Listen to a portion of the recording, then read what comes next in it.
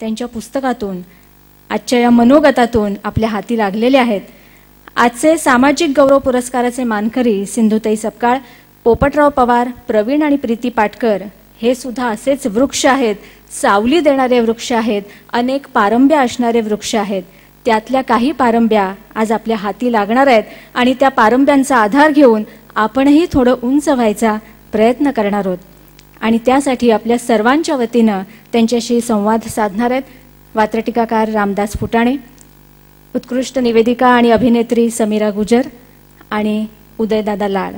तर थोड्याच वेळात या मुलाखतीच्या कार्यक्रमाला सुरुवात होईल. इतर सर्व मान्यवरांना मी विनंती करते की त्यांनी प्रेक्षागृहात जाऊन बसावं आणि या मुलाखतीचा आस्वाद घ्यावा.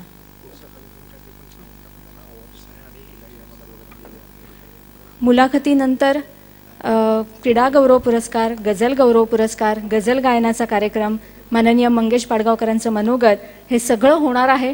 पण तत्पूर्वी ह्या सामाजिक गौरव पुरस्काराचे जे मानकरी आहेत त्यांची मुलाखत इथे होणार आहे. त्यासाठी मी रामदास फुटाणे, समीरा गुजर आणि उदयदादा लाड यांना विनंती करते की त्यांनी ह्या आपल्या सगळ्या मान्यवरांना, मानकऱ्यांना बोलतं करावं, आपल्या सगळ्यांच्या वतीनं त्यांच्याशी संवाद साधावा. वात्रटिकाकार आणि जागतिक मराठी अकादमीचे अध्यक्ष रामदास फुटाणे आणि समीरा गुजर जोशी हे दोघंही जण आपल्या मान्यवरांशी आता संवाद साधतील. मंचाची व्यवस्था होईपर्यंत जेवढा वेळ जाईल तेवढाच फक्त इथे जाणार आहे. लगेचच मुलाखतीला सुरुवात होईल. नमस्कार. पुन्हा एकदा आजच्या या कार्यक्रमामध्ये आपणा सगळ्यांचं स्वागत. आणि मी सगळ्यांना विनंती करेन की आपण कृपया कारण आजच्या दिवशी आपण सारे एकत्र येतोय उदयदादांचा हा वाढदिवस साजरा करत असताना, आणि त्याच क्षणी त्याच दिवशी प्रत्येकाच्या मनामध्ये उदय होतोय तो आशेचा. निराशेचं वातावरण अवतीभोवती असताना भविष्य कसं आहे, कुणाचं काय होणार, देशाचं काय होणार, आपलं काय होणार, अशा विविध चिंता सतावत असताना आशेचा किरण घेऊन जसा सूर्योदय होतो त्याप्रमाणे हा उदयदादांचा वाढदिवस इतकी सगळी चांगली माणसं, इतकी सगळी देव माणसं एका मंचावरती एकत्रित येतात आणि निश्चितच मनाला असं वाटतं की निराश व्हायचं कारण काय.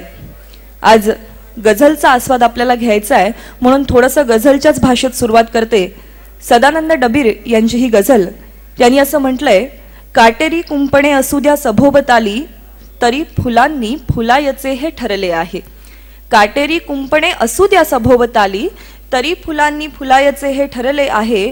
असेल असूया हेवा दावा द्वेष अकारण, असेल असूया हेवा दावा द्वेष अकारण, प्रेम तरीही करायचे हे ठरले आहे. प्रेम तरीही करायचे हे ठरले आहे. आपलं आयुष्य कसं याच्याविषयी डबीर साहेब म्हणतात, वायूवरती ठसे तसे हे जगणे इथले, वायूवरती ठसे तसे हे जगणे इथले, मिटल्यावरही उरायचे हे ठरले आहे. मिटल्यावरही उरायचे हे ठरले आहे. आणि खरोखरच आजच्या आपल्या या कार्यक्रमामध्ये ही अशी मंडळी आपल्याला भेटणार आहेत की ज्यांचं आयुष्य हे वायूवरचे ठसे नाही आहेत तर दगडावरची रेघ आहे. आणि ज्यांनी आपल्याला सिद्ध करून दाखवलंय की अशक्य असं काही नाही, जगात कुठल्याही संकटावरती मात करता येऊ शकते. आणि म्हणूनच या मंडळींशी गप्पा मारत असताना, त्यांच्या आयुष्यात डोकावत असताना आणि त्यांच्या कार्याचा आढावा घेत असताना निश्चितपणे आपल्याला हे जाणवणार आहे की माहिती आणि तंत्रज्ञानाच्या क्षेत्रात आम्ही वावरतो असं म्हणत असतानाही आम्हाला किती गोष्टी माहीतच नसतात आणि किती गोष्टी आमच्या तंत्रज्ञानापुढे खुजा असतात. हे सगळं आपण जाणून घेण्याचा प्रयत्न या कार्यक्रमात, या मुलाखतीमध्ये करणार आहोत. त्यासाठी माझ्याबरोबर आहेत राजकारण या विषयावरती बोलता आपल्याला हसवता हसवता आपल्या डोक्यात प्रकाश टाकणारे आणि खासदार म्हणूनही संपूर्ण महाराष्ट्राला परिचित असलेले माननीय रामदासजी फुटाणे साहेब. मी माननीय रामदासजी फुटाणे साहेबांना विनंती करेन की त्यांनी आजच्या आपल्या मुलाखतीच्या कार्यक्रमासाठी पाहुण्यांना या मंचावरती त्यांचं स्वागत करावं. आणि एक असं व्यक्तिमत्व ज्यांनी हिवरे बाजार नावाचं गाव हिरवं करून दाखवलं आणि त्यातला बाजारूपणा घालवून त्याला गावपणा मिळवून दिला, असे माननीय श्री पोपटरावजी पवार साहेब. जोरदार टाळ्यांच्या गजरामध्ये आपण पवार साहेबांचं या मंचावर पुन्हा एकदा स्वागत करूया. अनेकदा नदी आणि स्त्री यांची एकमेकांना उपमा दिली जाते. म्हणजे नदीला म्हणती लोकमाता आणि स्त्रीला म्हणती सरिता. नदीला म्हणती लोकमाता आणि स्त्रीला म्हणती सरिता, परंतु चालता फिरता वात्सल्याचा सिंधू आम्ही पाहिला त्यांना ऐकता, आम्ही पाहिला त्यांना ऐकता, असा वात्सल्याचा सिंधू असणाऱ्या समुद्राप्रमाणे अथांग ज्यांची माया आहे आणि ज्यांच्या नऊवारीनी अमेरिकेची वारी केली, पण आमच्यासाठी त्यांचं दर्शन हीच पंढरीची वारी आहे, अशा सिंधुताई सपकाळ.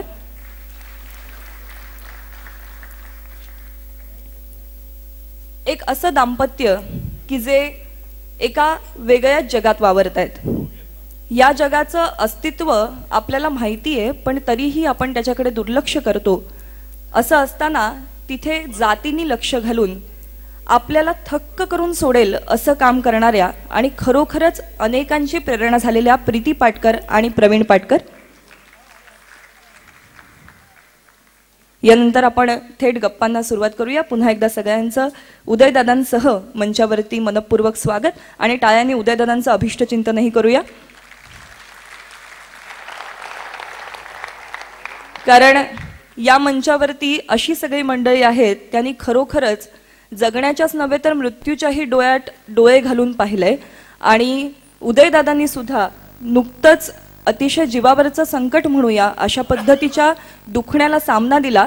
पण अर्थातच उदयदादा हे व्यक्तिमत्वच इतकं भक्कम आहे की त्यांच्यापुढे कुठलंच संकट कधीच उभं राहत नाही.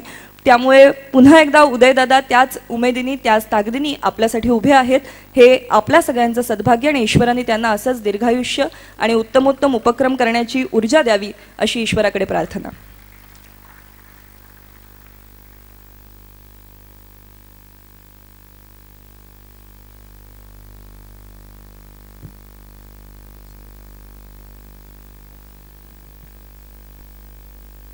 आणि गप्पांना सुरुवात करत असताना असं म्हणावंसं वाटतं की आजकाल आपण सगळे म्हणतो की आमच्याकडे वेळ कुठे आहे, कारण आमचा वेळ सगळा चॅनल सर्फ करताना जातो.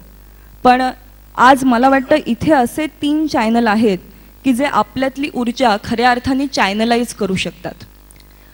एक असा कार्यक्रम की ज्यामध्ये आपल्याला 3 वेगवेगळ्या जगांचं दर्शन होणार आहे आणि आयुष्याचे हे 3 असे विविध कोपरे पाहताना निश्चितपणे आपलं आयुष्य उजळून निघणारे आणि नवीन काहीतरी विचार, नवीन काहीतरी प्रेरणा घेऊन आपण इथून निघणार आहोत, इथून नवी सुरुवात करणार आहोत. आणि म्हणूनच प्रेरणा या संस्थेच्या प्रीती पाटकर आणि प्रवीण पाटकर यांच्यापासून आपण मुलाखतीला प्रारंभ करूया. एक इतकं वेगळं जीवन तुम्ही इतक्या जवळून पाहताय, ज्याला सहानुभूती असं आपण म्हणतो, त्यामध्ये सह अनुभूती अपेक्षित असते. आणि ती सह अनुभूती रेड लाईट एरिया असं म्हणत असताना नेमका असा शब्द जरी उच्चारला तरी आपलं मन बिचकतं. अशा ठिकाणी प्रीती पाटकरांसारखी एक स्त्री काम करत असते, आई बनून, माई बनून, ताई बनून. तिथल्या छोट्या छोट्या बायांकडे बच्चू म्हणून बघणाऱ्या प्रीती पाटकर आणि प्रवीण पाटकर या मुलांच्या इतक्या नानाविध गरजांना त्यांनी उपक्रमांच्या माध्यमातून हात घातलाय. मग ते नाईट केअर सेंटर असू शकतं. जर एखादी बाई कामाला जाते तर तिला पाळणाघर मदतीला येतं. मग जी स्त्री रात्री काम करते तिच्या मुलांच्या संगोपनासाठी तशा पद्धतीच्या एका नाईट केअर सेंटरची गरज आहे. मला वाटतं सामाजिक क्षेत्रामध्ये स्त्रिया वावरतात त्यामुळे कदाचित अशा पद्धतीचा एक वेगळा विचार येतो. या मुलांना निवासी संस्था उपलब्ध करून देणं, आज त्यांची मुलं स्केटिंगसारख्या एका आगळ्या वेगळ्या खेळामध्ये सुद्धा बक्षिसं मिळवत आहेत. मुलांना केवळ प्राथमिक शिक्षण किंवा केवळ सही करता येण्यापुरतं साक्षर बनवणं नव्हे तर खऱ्या अर्थाने सुशिक्षित सुसंस्कृत बनवणं, 10वी-12वीच्या परीक्षेतल्या त्यांच्या यशाचं जाहीरपणे कौतुक करणं आणि त्यावेळेस त्यांच्या पालकांचा अर्थात आईचा सत्कार करणं, मला वाटतं यापेक्षा सुंदर उपक्रम काय असू शकतात. त्यांना मिळालेले पुरस्कारांची यादी खूप मोठी आहे. त्या ज्या विविध संस्थांवरती काम करतात त्या संस्थांची यादी मोठी आहे. मग त्यामध्ये युनिसेफ, क्राय यासारख्या आंतरराष्ट्रीय स्तरावरच्या संस्थांपासून ते राज्य सरकारशी संबंधित उपक्रम या सगळ्यांचा सहभाग आहे. आज विधी क्षेत्रातल्या जजेसना प्रशिक्षण देण्याचं काम, या क्षेत्रातल्या समस्यांविषयीचं भान देण्याचं काम प्रीतीताई करतात. पोलिसांना या संदर्भातलं मार्गदर्शन करण्याचं काम प्रीतीताई करतात. प्रवीण सरांनी आज या विषयावरती इतके विविध लेख लिहिलेले आहेत, विविध पुस्तकं लिहिलेली आहेत आणि एक साहित्यिक म्हणूनही त्यांचा 1-2 नव्हे तर 6 मान्यवर अशा पुरस्कारांनी सन्मान झालेला आहे. इतकं मोठं कार्यक्षेत्र असणारे ते, खरं तर त्यांच्याकडूनच या विषयावरती आपण जास्त जाणून घेऊया. म्हणून मला दोघांनाही असं विचारायचं आहे की रेड लाईट एरिया असं म्हणत असताना सुद्धा आम्ही बिचकतो. त्या क्षेत्रामध्ये तुम्ही इतकी वर्ष इतक्या वेगवेगळ्या प्रकारे काम करताय, पण हे काम आजही अपुरं आहे असंच निदर्शनास येतं. काय कारणं आहेत, नेमक्या तिथल्या काय समस्या आहेत, आम्हाला तुम्ही सांगाल का? कामाची सुरुवात 1986 पासून सुरू केली आणि आजही तू जो प्रश्न विचारते अपुरं का वाटतंय, कारण लोकांना अजून तूच म्हटल्याप्रमाणे लोकांना अजून वाटतं की रेड लाईट एरिया म्हणजे इट्स समथिंग डेंजरस आणि तिथे आपण जाऊ नये. दुसरं, बऱ्याच लोकांना वाटतं की रेड लाईट एरियाची गरज आहे. समाजात जर कोट अनकोट चांगल्या मुली आणि स्त्री ह्यांना जर मोकळेपणाने वावरायचं असेल तर ह्या स्त्रियांची गरज आहे आणि त्यामुळे कशाला मग तिथे काही बदल घडवून आणला पाहिजे. बऱ्याच लोकांना असं वाटतं की हा सामाजिक प्रश्नच नव्हे. म्हणजे आम्ही जेव्हा 86 मध्ये कामाची सुरुवात केली, बऱ्याच लोकांनी आम्हाला क्रिटिसाइज केलं की जणू काय सगळे सामाजिक प्रश्न संपलेले आहेत की तुम्ही ह्या स्त्रियांबरोबर आणि त्यांच्या मुलांबरोबर काम करायला जाता आहेत.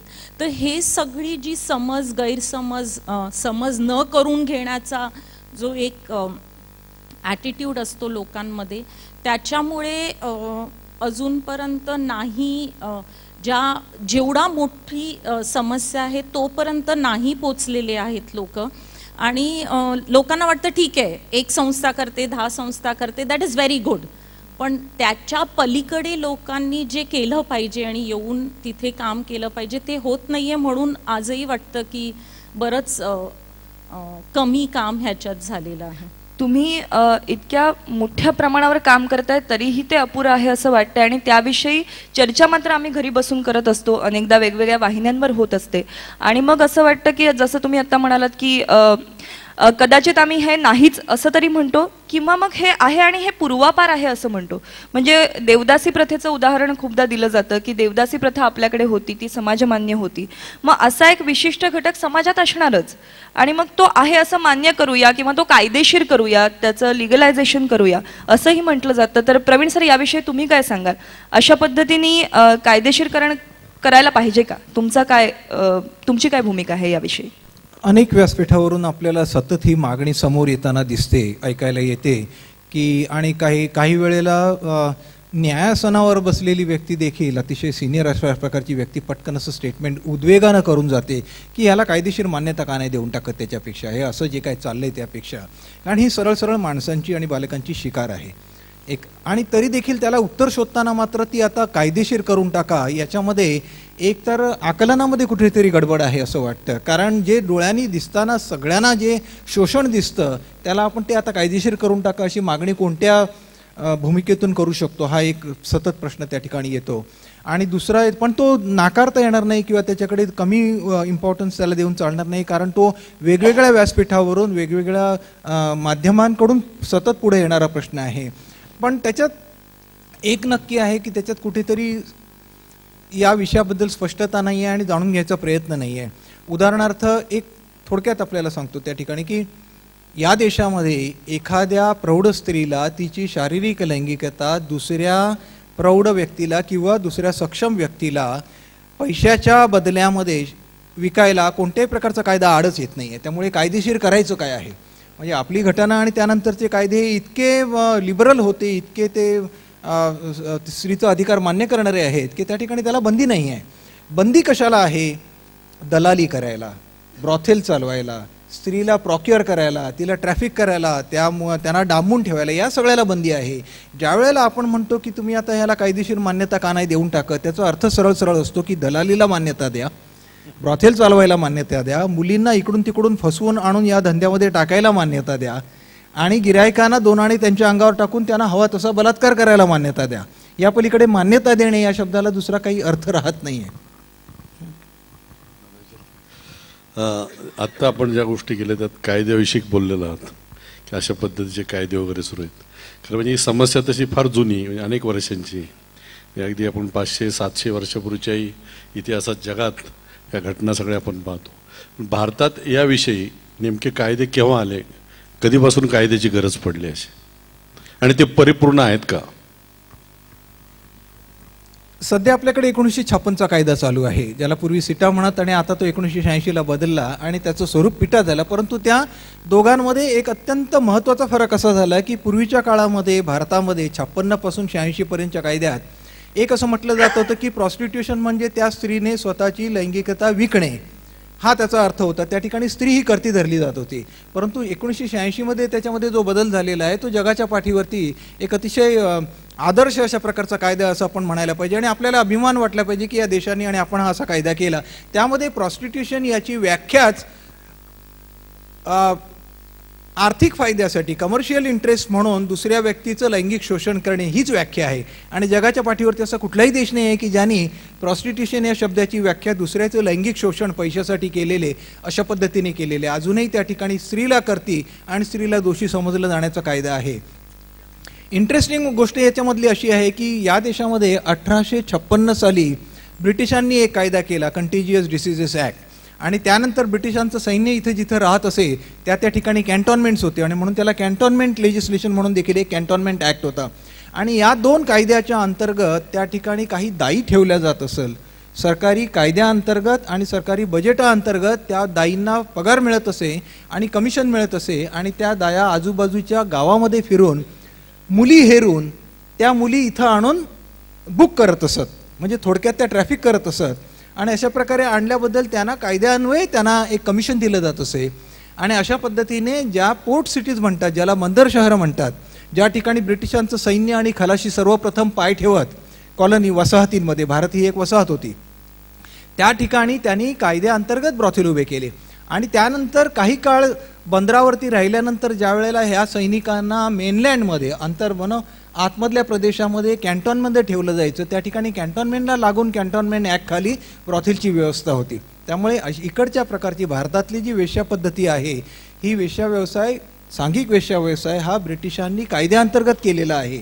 अर्थात हा कायदा, या कायद्याच्या विरोधामध्ये ब्रिटनमध्ये प्रचंड मोठ्या प्रमाणावरती उठाव झाला, ज्याला आपण स्त्री मुक्तीच्या किंवा विमेन्स इमॅन्सिपेशनच्या लढ्याची जनक म्हणू, जोसेफाईन बटलर हिनं त्यावेळेला हा सर्व जो काही एक लोकांचा रोष होता तो रोष प्रातिनिधिक गृहांपर्यंत नेऊन तो कायदा बदलला आणि याच्यावरती एक मोठं रॉयल कमिशन झालं. आणि या रॉयल कमिशनने अशा प्रकारचा कायदा बंद केला 1885 साली. हा बंद केलेला आणि अस्तित्वात नसलेला कायदा भारतामध्ये बंद झाल्यानंतर 3 वर्ष तरी देखील राबवला गेला, कारण या कायद्यामध्ये आरोग्य अधिकाऱ्यांना आणि पोलिसांना एवढे प्रचंड अधिकार दिलेले होते की ते कुठल्याही स्त्रीला आणि कुठल्याही कुटुंबियांना त्या ठिकाणी अडवून ज्याला एक बंदिस्त अशा प्रकारचं हॉस्पिटल म्हणतात त्या ठिकाणी ते बंद करू शकत असत. याच्यातनं अनेक गंभीर गोष्टी उघडीला आल्या. त्यामुळे अशा प्रकारचा कायदा पुन्हा एकदा भारतामध्ये आणला जाण्याचा विचार सतत एक 6-6 महिन्यांनी आपल्याला परत येताना दिसतो, ज्याच्याबद्दल मी असं म्हणेन की आपण सर्वांनी अतिशय सावध राहिलं पाहिजे.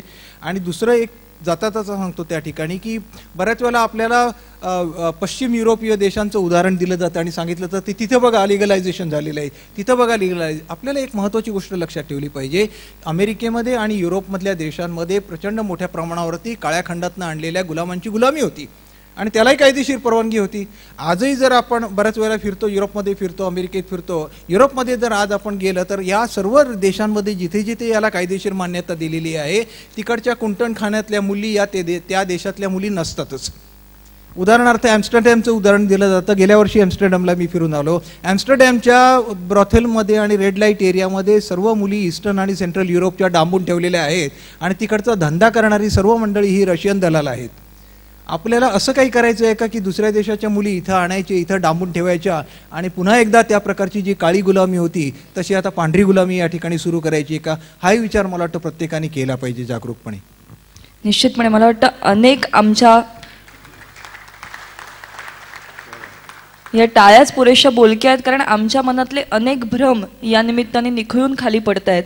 आणि किती लिगलायझेशन असेल, कायदा असेल, नाव गोंडस दिसतं पण त्याखाली पुन्हा एकदा शोषणच सुरू होणार आहे याची भयावहता निश्चितपणे लक्षात येते. आज मुंबई वाढते, मुंबईची लोकसंख्या वाढते, असं असताना मुंबईचा रेड लाईट एरिया सुद्धा वाढतोय का?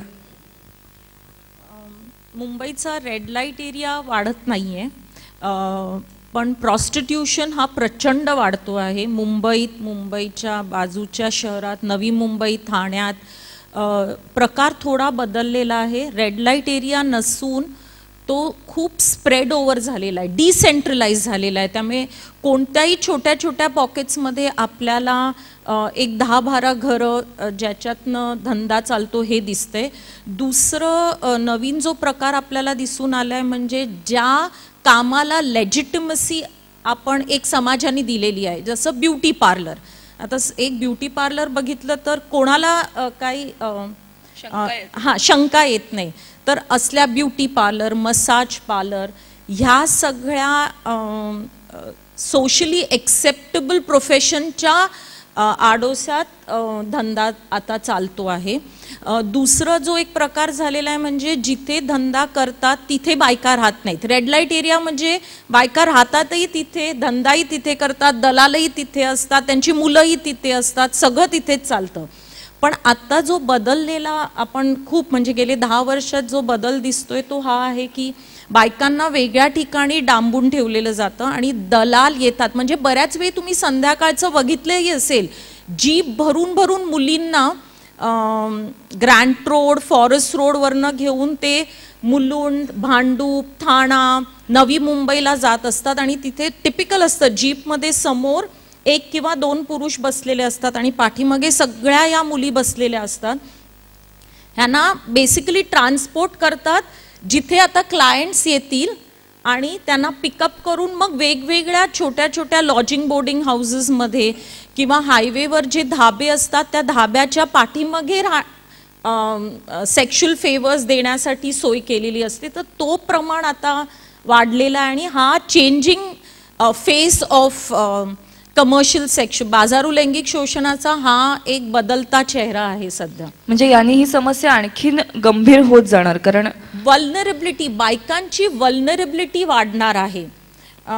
जेव्हा ग्रुप एकत्र असतो म्हणजे आमच्यासारख्या लोकांनाही त्या बायका एकत्र होत्या, त्यांची मुलं तिथे होती म्हणून ऍक्सेस तिथे कठीण होतं तरीही त्यातल्या त्यात आम्हाला ते जमण्यासारखं होतं. आता सगळीकडे स्प्रेड आहेत आणि त्यांची जागाही बदलतात.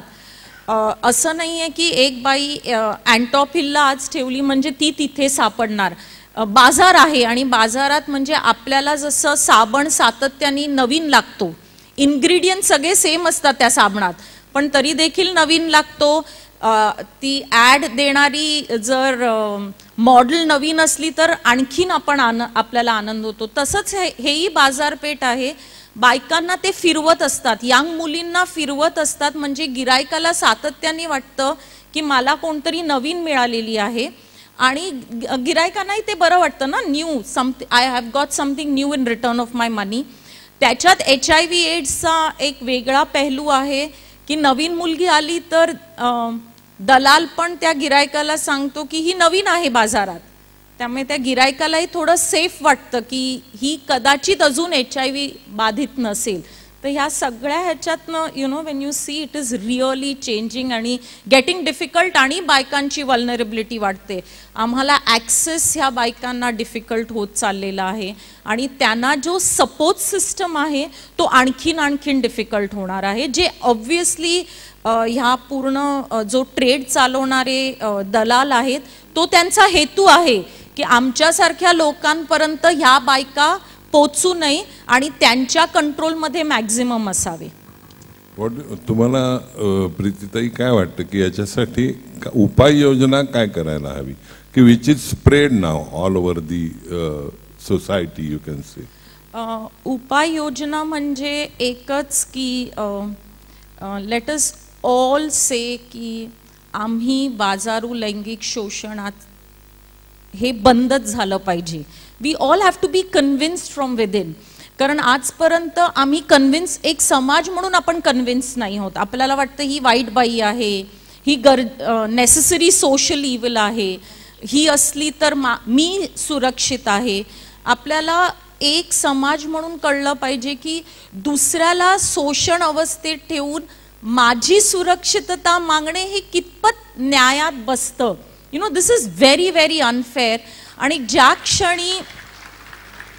क्षणी आपण हा विचार करायला सुरू करू की नोबडी कॅन बी एक्सप्लॉयटेड, म्हणजे बऱ्याच वेळी दुसरं हे दिसतं. आणि मी ते डोमेस्टिक व्हायलन्स बरोबर लिंकअप करते.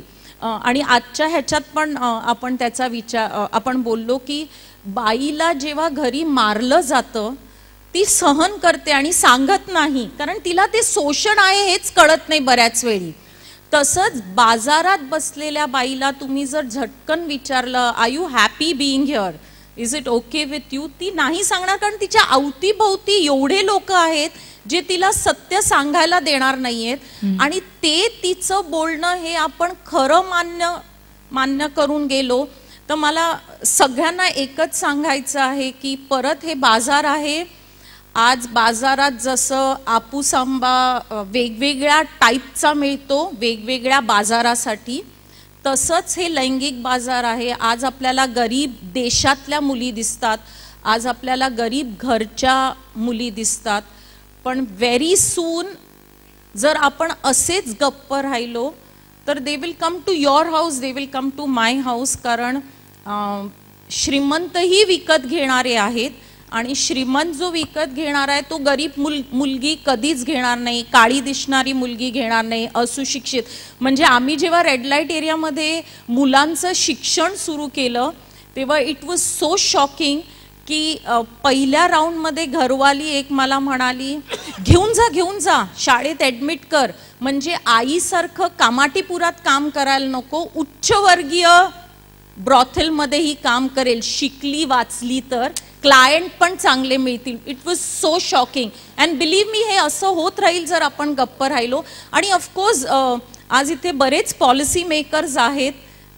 एक व्हेरी सिम्पल की we need to talk about development which will reach to the bottom of the pyramid. म्हणजे सगळं डेव्हलपमेंट आज आपण बरंच बोललो, क्रिकेट कोणासाठी, क्रिकेट बघणारा कोण आणि क्रिकेटला तिकीट देणारा कोण. इट अप्लाइज टू दॅट की आपण आपले पॉलिसीज हे बॉटम ऑफ द पिरामिडच्या लोकांसाठी केलं तर आपोआप त्याचा फरक आपल्याला रेड लाईट एरियामध्येही दिसून येईल.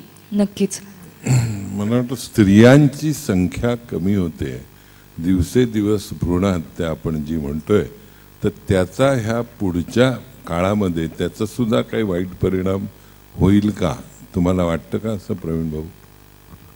की आता दिवसेदिवस स्त्रियांची एकंदरीत संख्याच कमी होते, आम्ही पोटातच त्यांचं म्हणजे त्यांना मारतोय मुलगी असली. अतिशय लांछनास्पद गोष्ट आहे. म्हणजे त्याच्याबद्दल विचारही करायला वेळ यावी, इतकं आपलं अधपतन व्हावं यासारखं दुर्दैव नाही आहे. परंतु केवळ ते त्याचं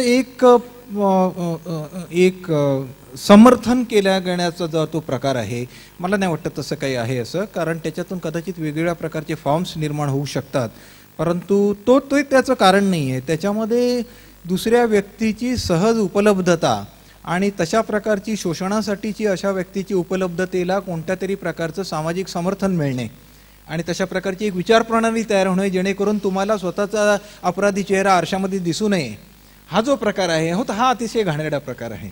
आणि तो मला वाटतं जास्त त्याच्यातला आक्षेपार्ह प्रकार.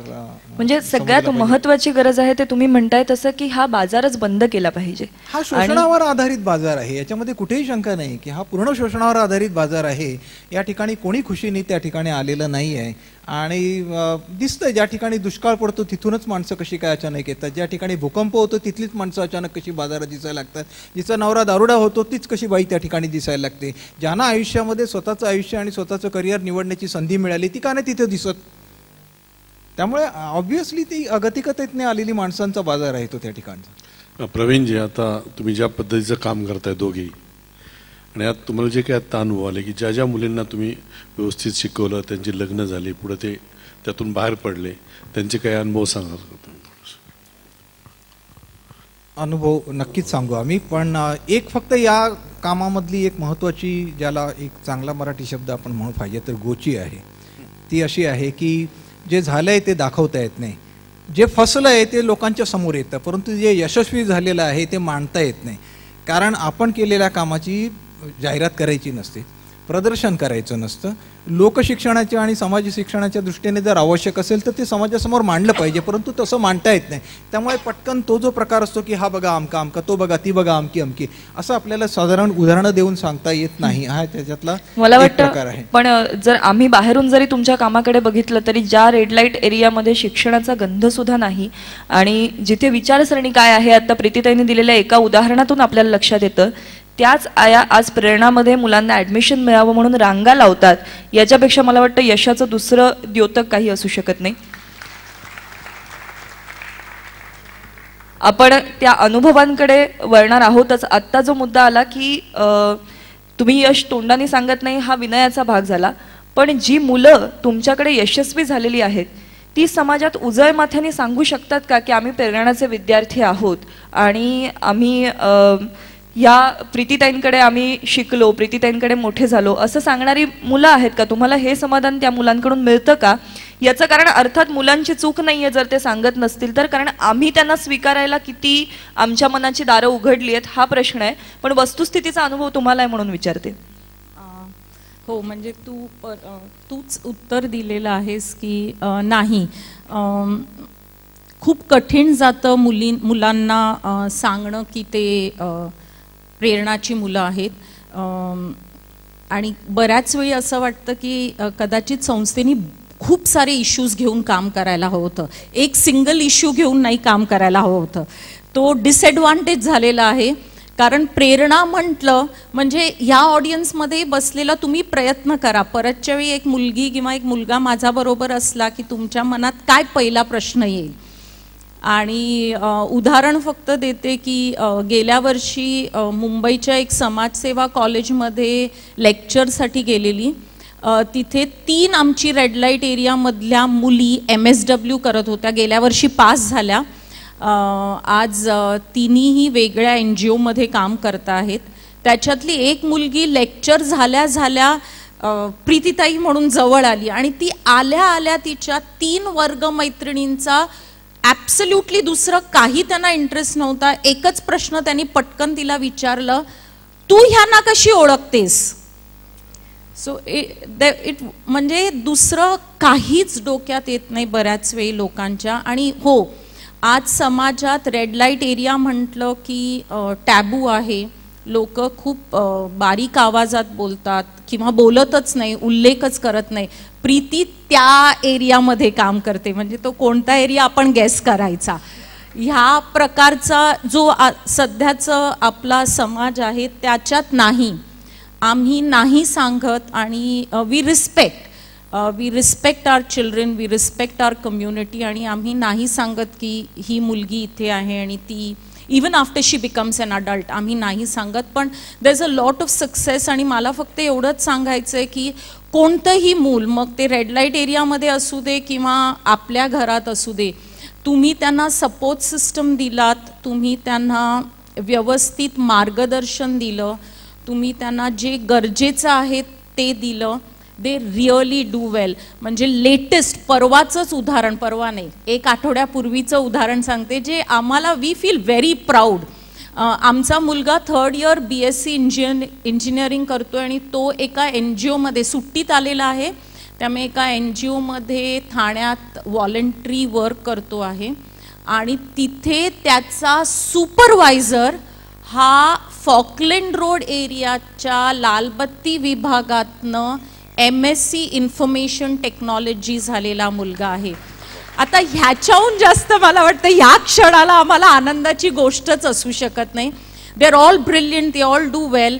गेल्या वर्षी आमचा 12वीचा हायेस्ट 75% वस्तीत राहिलेला मुलगा, त्याला बोर्डिंग होममध्ये आम्ही ठेवलेला मुलगा नव्हे, आणि 10वीचा 86% घेऊन पास झालेला मुलगा आहे.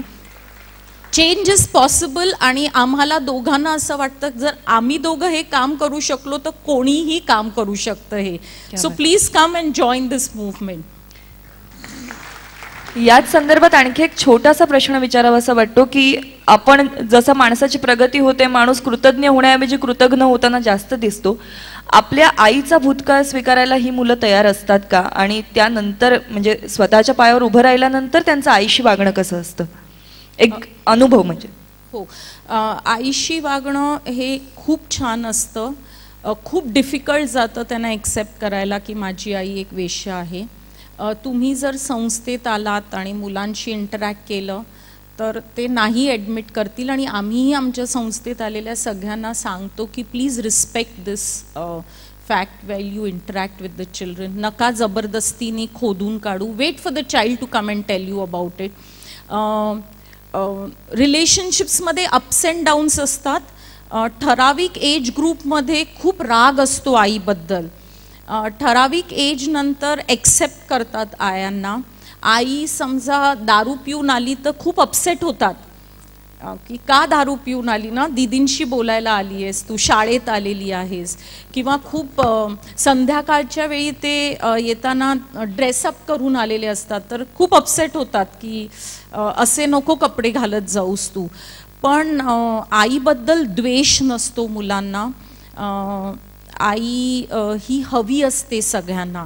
म्हणजे खूप दुःख होतं. आता ह्या गेल्या 10 वर्षात बरेच मुलं ऑर्फन झालेली आहेत कारण आई HIV बाधित होती. ऑर्फनचा प्रमाण खूप वाढलेलं आहे आणि खूप दुःख असतं की आपली आई नाही आहे, आणि ते एक्सेप्ट करणंही खूप त्रास होतो. म्हणजे आत्ताच एक माटुंग्याच्या होममध्ये आम्ही एका मुलीला ठेवले, 6 वर्षाची आहे. ॲडॉप्शनचं तिचं प्रोसिजर चालू आहे. पण आणि काउन्सिलर बरोबर बसून तिला डेथ अँड डाईंगचं काउन्सिलिंग झालेलं आहे की तुझी आई नाही आहे, येणार नाही आहे. तरी दरवेळी आम्ही तिला भेटायला जातो. तिचा पहिला प्रश्न असतो, मम्मी आने वाली है ना. तर तो एक फॅक्टर ऑफकोर्स खूप स्ट्रॉंग. आणि ज्या लाईफमध्ये आपल्या आईशिवाय आणखीन कोणी सपोर्ट सिस्टम नाही आहे ना, त्या मुलांना त्या आईबद्दल खूपच लगाव असतो. खूप because the ultimate support system is the mother. संस्था असेल, आहे, उद्या नसेल, पण the ultimate support is the mother. आणि ती एकच चीज असते त्यांच्या आयुष्यात जी स्वतःची असते. ते पलंग सगळे वाटून घेतात, ते जेवणाचं ताट सगळे लोक त्याच्यात जेवतात, तो कॉरिडॉर सगळ्यांनी वाटलेला असतो. असं काहीच नसतं त्या लालबत्ती विभागातलं जे शेअरिंग बेसिसवर नाही चालत. एक आई एकच असते जी इन ऑल रिस्पेक्ट आपली असते. त्यामुळे प्रचंड लगाव असतो आईबद्दल. मला वाटतं यानंतर काही बोलताच येणं शक्य नाही, पण ही एक आई आपण आपल्या बरोबर आहे की जी जगातल्या कुठल्याही मुलाची आई होऊ शकते. आज सिंधुताई सपकाळ आपल्या बरोबर आहेत. खऱ्या अर्थाने जगन्माऊली असं ज्यांचं वर्णन करता येईल, आणि इतक्या लेकरांना त्यांनी आपल्या कुशीत घेतलेलं आहे. खरंच प्रश्न पडतो, सिंधुताई तुमचा एवढा मोठा प्रपंच पाहताना तुमची जीवनकथा खरंच एक चित्रकथा, आणि त्याची चित्रकथा झाली ती आम्ही सगळ्यांनी पाहिली, आणि तुमच्याही अनेक मुलाखतीतून आम्ही ती ऐकत असतो. पण आज असा एक प्रश्न विचारावा असा वाटतो की तुम्ही इतक्या लेकरांची आई झालात, ही लेकरं तुमच्यापर्यंत पोहोचतात कशी? आज आम्हाला सिंधुताई सपकाळ माहिती आहेत, आज कदाचित तुमच्यापर्यंत पोहोचणं सोपं आहे, पण तुम्ही जेव्हा या प्रवासाला सुरुवात केलीत, तुम्ही पहिला दीपक उराशी कवटाळ्यात तुमच्या ममताला बाजूला ठेवून त्यानंतरचे दीपक आणि ममता तुमच्यापर्यंत कशा पोहोचल्या? हॅलो, पहिले खरं मी शोधायचे माझी गरज कोणाला आहे का. कारण साथी मेले घाती तो अकेला भला. मी एकटी होते, भीक मागत होते, जगणं शक्य नव्हतं, कोणीतरी हवंय आपलं वाट पाहणारं असं वाटत होतं. रात्र झाल्यानंतर मी स्टेशनवर असायची, सोबत भाकरीचं गठुडं असायचं, भीक मागितलेली 10 दिवसाचं बाळ. आणि सगळे लोक आपापल्या गावी जाताना जोरजोरात ओरडायचे एसटी लागल्यानंतर, अरे आपली एसटी लागली, हल्टिंग लागली. आणि मला वाटायचं कोणीतरी मला म्हणावं तुला कुठे जायचं आहे, आणि मी म्हणावं तुमच्याकडे येऊ का एका रात्रीसाठी. घरात घेऊ नका, बाहेरच्या छपरात बसेल. भीती वाटते, एका रात्री येऊ का. मला कोणी चाल म्हटलं नाही, म्हणून ज्यांना कोणी नाही त्याला मी चाल म्हणते, माझ्या काळजाचं भांडं भरून निघते. खरं सांगते, तेव्हा मी स्वतः शोधत होते. आता मी कळले लोकांना की मी आई होते, ज्यांना कोणी नाही त्यांची माय होते. त्यामुळे कालचंच उदाहरण, बुलढाण्याच्या सकाळ पेपरला बातमी आली फोटोसह आणि त्या पोराने मला फोन केला की माई अशी अशी एक बाई आहे, ती मॅड झाली आहे, बुलढाणा जळगाव जामोद नावाचा तालुका. आणि एका ग्रस्ताचा फोन आला की माई ती बाईनं हातावेगळी गेली आहे, तिचं आता ट्रीटमेंट पण होऊ शकत नाही अशी अवस्था आहे. त्या सगळ्या मनस्तापामुळे नवऱ्याने आत्महत्या केलेली आहे. आणि नवऱ्याने आत्महत्या करून सुद्धा आता 9 वर्ष झाले आणि त्या बाईला कुठल्याही नातलगाने स्वीकारलं नाही. पण नवरा मेल्यानंतर तिला 3 वर्षांनी लोकांच्या बलात्कारातून मुलगी झाली आहे आणि आता मुलगा पण 4 महिन्याचा आहे. आणि माई त्यांना कोणी नाही, ती बाई तर शुद्धीतच नाही, कुठे राहते, कुठे बसते, काही लेकरांना खाऊ घालते, नाही तर रोडवर फेकून देते. आणि आम्हाला ते सहन होत नाही. माई काय करू? आता मी इथे आणि ते 2 लेकरं माझ्या संस्थेत आलेले आहे. खरं सांगू, त्यांना सांगितलं मी आई होईल रे, तुम्ही पण गणगोत व्हा ना, तुम्ही भाऊ बना बेटा, मी माय बनायला तयार आहे. म्हणून मी स्वतः अनाथ होते, म्हणून मला अनाथांचं दुःख कळालं. आता यांनी तर स्वतःला झोकूनच दिला, प्रीतीने तर स्वतःला झोकूनच दिलं. तुझं नाव काय रे बाबा? प्रवीण. यांनी तर स्वतःला गाडून घेतलं, नव्याने उगवलं. मी गाडलं बिडलं नाही. माझ्यावर जी वेळ आली ना ती दुसऱ्यावर येऊ नये याची मी काळजी घेतली, म्हणून मी अनाथांची माय झाले. आणि आता सुद्धा मी एकच काम करते की मला आता ही माझी गाडी, आता मला गाडी मिळाली, मला रामराजांनी गाडी दिली, फलटण संस्थांनी गाडी दिली, शिवाजी महाराजांच्या सासरवाडीनी गाडी दिली, मला सफारी सईबाईच्या माहेरनी दिली. हमारी भी कॉलर भी टाईट आहे. पण जो मुलगा मी पहिला सांभाळला, आताच समीराने सांगितलं की माई तुमचा दीपक, हा तो माझा पहिला वारस. मी माझ्या मुलीला पुण्याच्या दगडूशेठ हलवाई गणपती ट्रस्टला दिला आणि पुण्याचाच मुलगा उचलला, त्याच्यामुळे मी पुण्यात आले.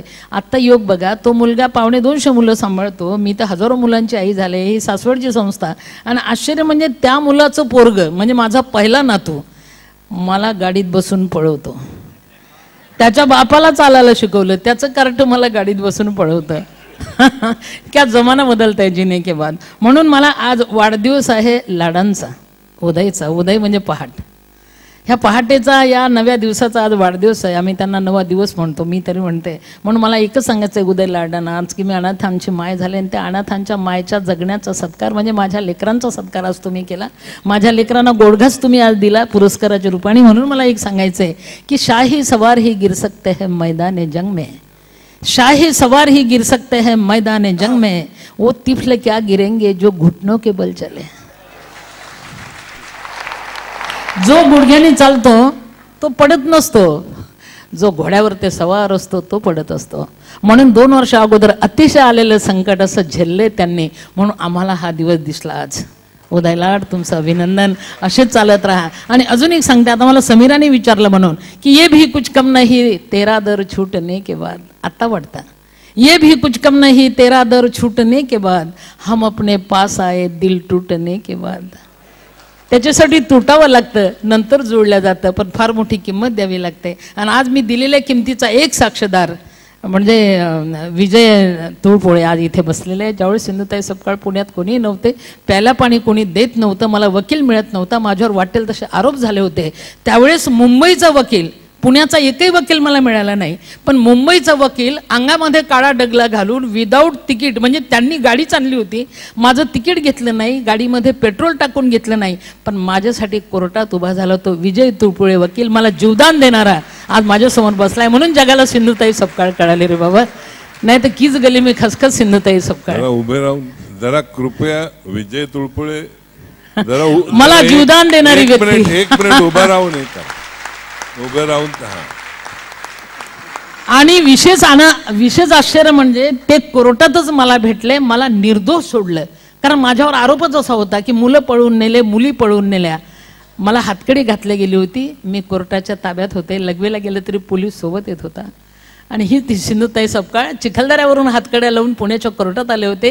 एकही व्यक्ती पुण्याची माझ्यासोबत नव्हती, वकील मिळाला नव्हता, नाही तर कोण मी सिंधुताई सपकाळ चित्रपट काढू शकला असताना, काय मी फॉरेन रिटर्न 9 वारी होऊ शकले असते.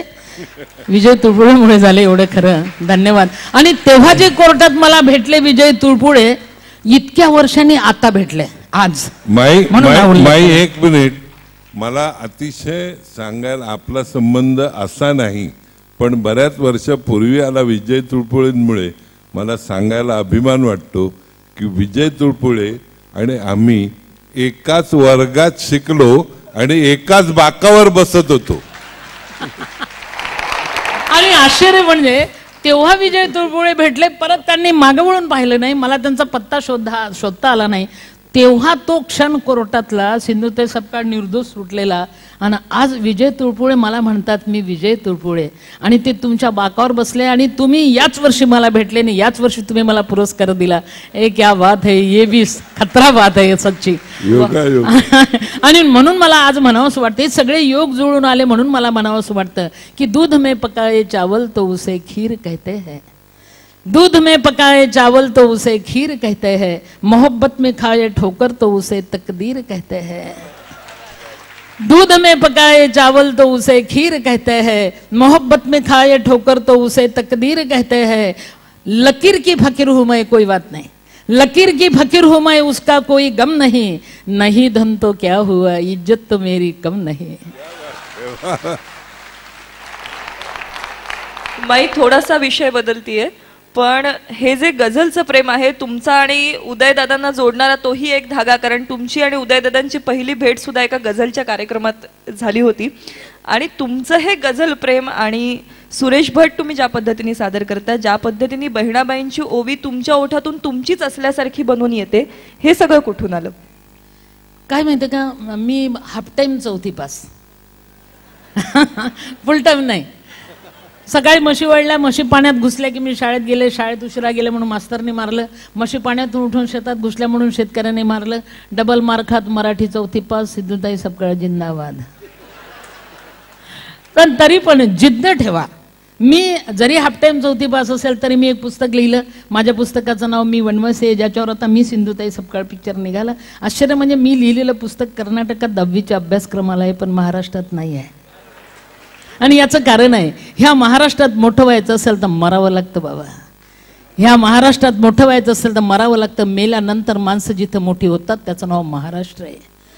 म्हणून एक लक्षात घ्या, सोन्यासारखे माणसं या मातीत गेले, मातीमोल झाले आणि नव्याने उगवले, मातीचं सोनं झालं. लक्षात घ्या, त्यांचं खतपाणी आहे. म्हणून सिंधुताई सपकाळसारखी बाई आगीतून आणि अंधारातून बाहेर पडू शकते. म्हणून एक लक्षात घ्या. कुठला प्रश्न विचारला रे मला? खरं सांगू का, येथे पाहिजे जातीचे. मला सुरेश भट का कळाले एवढे, आणि याचं कारण मला खूप वाचता आलं नाही. आता मला इतके पुस्तकं लोक मिळतात, वाचायलाच वेळ नाही. पण जेव्हा मला वेळ होता तेव्हा पुस्तकच मिळालं नाही. पण हे तेवढंच खरं आहे की मधु मंगेश कर्णिककरांनी मला पहिला दिवाळी अंक, म्हणजे कुठला दिवाळी अंक होता साहेब, हां धनुर्धारी दिवाळी अंकात मला त्यांनी छापायला त्यांना भाग पाडलं धनुर्धारीवाल्यांना. म्हणून मला अजून थोडंसं प्रकाशात येता आलं. आणि अजून एक लक्षात घ्या की मला वाचायला नाही मिळालं, त्यामुळे मला गझल बिझल पटकन अशा सापडायचे नाही, मी शोधायचे. आणि अजून एक करायचे, माझ्या पतीला वाचलेलं आवडायचं नाही, कारण बायको वाचते, मी मराठी 4थी पास तर होते, नवरा शिकलेला नव्हता.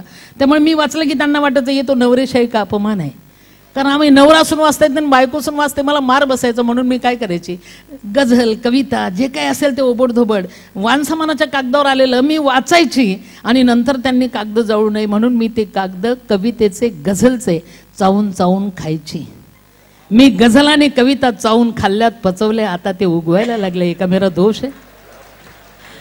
आणि मला हे सुरेश भट तेव्हाच मिळाले. आणि सुरेश भट मला आपले काय वाटले, बहिणाबाई मला आपले काय वाटले, तर सुरेश भटांच्या शब्दात की घेतला मी श्वास जेव्हा कंठ होता कापलेला.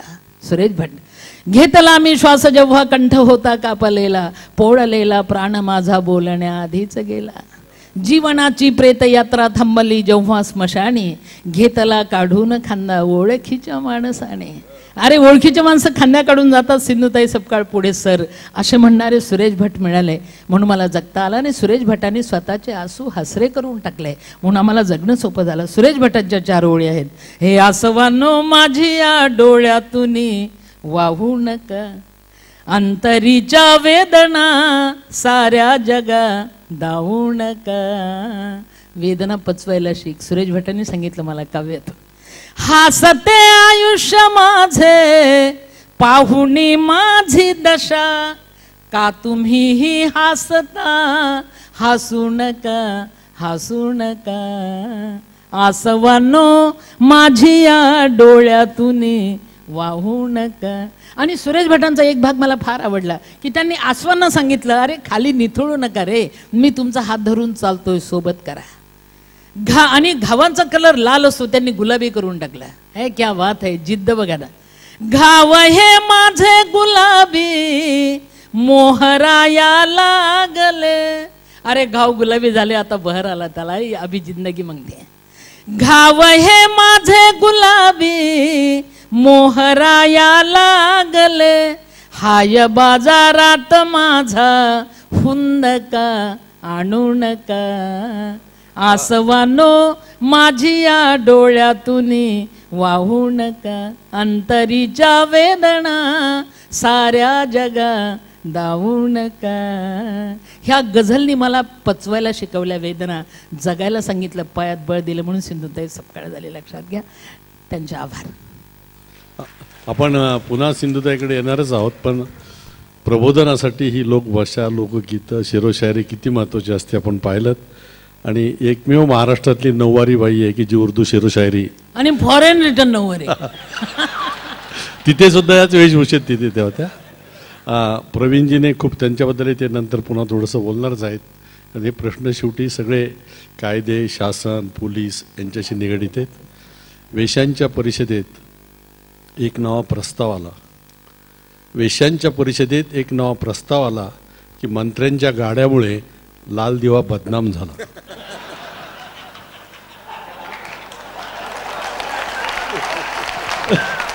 वेश्यांच्या परिषदेत एक नवा प्रस्ताव आला की मंत्र्यांच्या गाड्यामुळे लाल दिवा बदनाम झाला.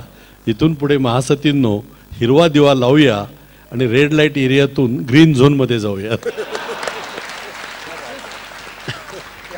इतकं चित्रविचित्र राजकारण आहे. आणि आता तर कुठल्या एका पक्षाचं सरकारीनं शक्य नाही. आम्ही समय तिथे ठेवलेली होती, पण तुम्हाला माहिती की 2 तारा एकत्र आल्या तरच ते दिवा पेटणं शक्य होतं. त्यातली एक डिस्कनेक्ट झाली होती, कारण ती एक राष्ट्रवादीची एक काँग्रेसची असावी होती. त्यामुळे समयलाही थोडा विलंब झाला. आणि ही अस्थिरता आता आपण फार वेगळ्या पद्धतीने या दशकात भोगणार आहोत. 50 वर्षानंतर, 60 वर्षानंतर आजही चर्चा पिण्याच्या पाण्याची चाललेली. डॉक्टर रजनीकांत तारोळे यांचं परवा निधन झालं. आणि त्यांनी जोपर्यंत या ग्रामीण भागातील लोक असं अशुद्ध पाणी पित आहेत, अस्वच्छ पाणी पित आहेत, तोपर्यंत त्यांचे आरोग्याचे प्रश्न सुटणार कसे? वरवर मलम लावून काय उपयोग आहे त्याचा? पण आपण मुळात कधीच त्याचा विचार करत नाही. आणि इतके प्रश्न हे नेहमी गंभीर होत चाललेले आहेत. मी तर नेहमीच म्हणतो की 80% लोक भारतात राहतात आणि 20% लोक इंडियात राहतात. आणि ही दरी आणखी वाढत चाललेली. इंडिया वेगाने पुढे चाललेला आहे आणि भारत सरपटत स्वतःचं अस्तित्व शोधतोय. आणि या भारतात राहून, त्या गावात राहून, गाव मुंबईत काम करणं सोपं आहे, महाराष्ट्राचा नेता होणं सोपं आहे, पण कुठल्याही खेड्यात राहून, ग्रामपंचायतीच्या परिसरात राहून लोक एकत्र बांधणं अत्यंत अवघड काम आहे. आणि हे केलंय पोपटराव पवार यांनी. पोपटराव, आपणास ही प्रेरणा कुठून मिळाली आणि पण कामाला कशी सुरुवात केली या संदर्भात थोडंसं बोला. खरं म्हणजे मी हिवरे बाजार याच गावात जन्मलो, पण 4थीपर्यंत शाळा. मग 4थी नंतर शिकायचं असं तर आजोळी किंवा पाहुण्याकडे जायचं, अन्यथा शिकता येत नसायचं. बालपणी पाहिलेलं गाव, दगडमातीची घरं, शिकलेली माणसं नव्हती, पण दुःखद घटना घडली की सर्व गावाच्या चुली बंद व्हायच्या आणि अंत्यविधीत दुःख वाटून घेतलं जायचं. हे बालपणी पाहिलं. दुसरी गोष्ट, सण आणि उत्सव आले की एक महिना, दिवाळी आणि दसरा, आनंदाने संपूर्ण गाव तो उत्साह वाटून घ्यायचा. हे असं गाव पाहिलं. 77, 78, 80पर्यंत छान सुंदर टुमदार गावं. मे महिन्यातसुद्धा ओढ्यामध्ये वाळू बाजूला करायची, गुडघे आणि हात टेकवायचे आणि तोंडाने गाई, शेळी, म्हैस, बैलासारखं पाणी प्यायचं. झरेसुद्धा एवढे सुंदर असायचे. आंब्याचा सीझन आला की संपूर्ण गावामध्ये आंब्याचा सुगंध असायचा. शाळेत जाताना कपडे आंब्याने भरलेले असायचे. जांभळाचा सीझन आला की हात गाळ्यामध्ये गेलेले असायचे, कारण जांभळाचं लाकूड कमकुवत असायचं. बोराचा सीझन आला की डोकं फुटलेलं असायचं.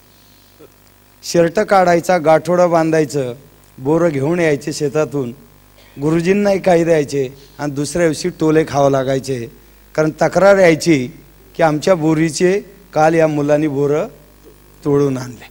मग शिक्षक पुन्हा मारायचे. हे सुंदर आणि चांगलं गाव पाहिलं. आणि नंतर ज्यावेळेस शिक्षणाला बाहेर पडलो, 12वी सायन्सला असतानाच राज्याच्या शालेय क्रिकेट संघासाठी निवड झाली. खेळायला जाणं पसंत केलं, प्रॅक्टिकल सोडून दिलं. पुन्हा M.Com पर्यंत गेलो. पुणे विद्यापीठ 2 वर्ष नॅशनल खेळलो, ऑल इंडियाला खेळलो. चेन्नईला ज्यावेळेस खेळलो त्यावेळेस मोठाली माणसं खेळायला होती. मनोज प्रभाकर, मनिंदर सिंग, चेतन शर्मा, मोहम्मद अजरुद्दीन ही मंडळी नंतर भारतीय संघात गेली आणि मी हिवरे बाजारला जाऊन सरपंच झालो. पुतण्या पब्लिक स्कूलला शिकलेला आजोळ पुणे शहरातलं एप्रिल महिन्यात सुट्टीवरती गावी आला आणि 1, 2, 4, 5 वेळा विचारलं, काका तुम्ही सरपंच झाले? म्हणलो काय विचारतो? नाही, काल पुण्यावरून येत असताना एक मराठी सिनेमा पाहिला आणि त्यामध्ये निळू फुले सरपंच होते. मग मात्र खूप धक्का बसला, कारण मलाही भाऊंच्या बरोबर 1-2 कार्यक्रमात बसायला मिळालं. मी ज्यावेळेस हे सांगितलं त्यावेळेस भाऊंनी सांगितलं, अरे बाबा, समाजाचा करमणुकीचा सरपंच मी केला, पण माझ्या मनातला सरपंच तू केला. एकदा हिवरे बाजारला यायचं, 4 दिवस गावात तुझ्या राहायचं आणि तुझा सरपंच घेऊन मला व्यासपीठावर जायचं. पण दुर्दैवाने ते आमच्या नशिबात नव्हतं. नंतर 1-2 महिन्यामध्येच भाऊंचं दुःखद निधन झालं. ही ज्यावेळेस पाहिलं की जगाच्या पाठीवरचं अतिप्राचीन पंचायत राज जे माती, पाणी आणि जंगलाचा विचार करायचं आणि सहजीवनातून आनंददायी जीवन देणारं असं गाव तुमदार गाव असायचं. कारण खेड्यात वसलेला हा देश आहे. मला महात्मा गांधींचं ग्रामस्वराज हे आज समजलं की त्यावेळेस गांधीजींनी एक का सांगितलं.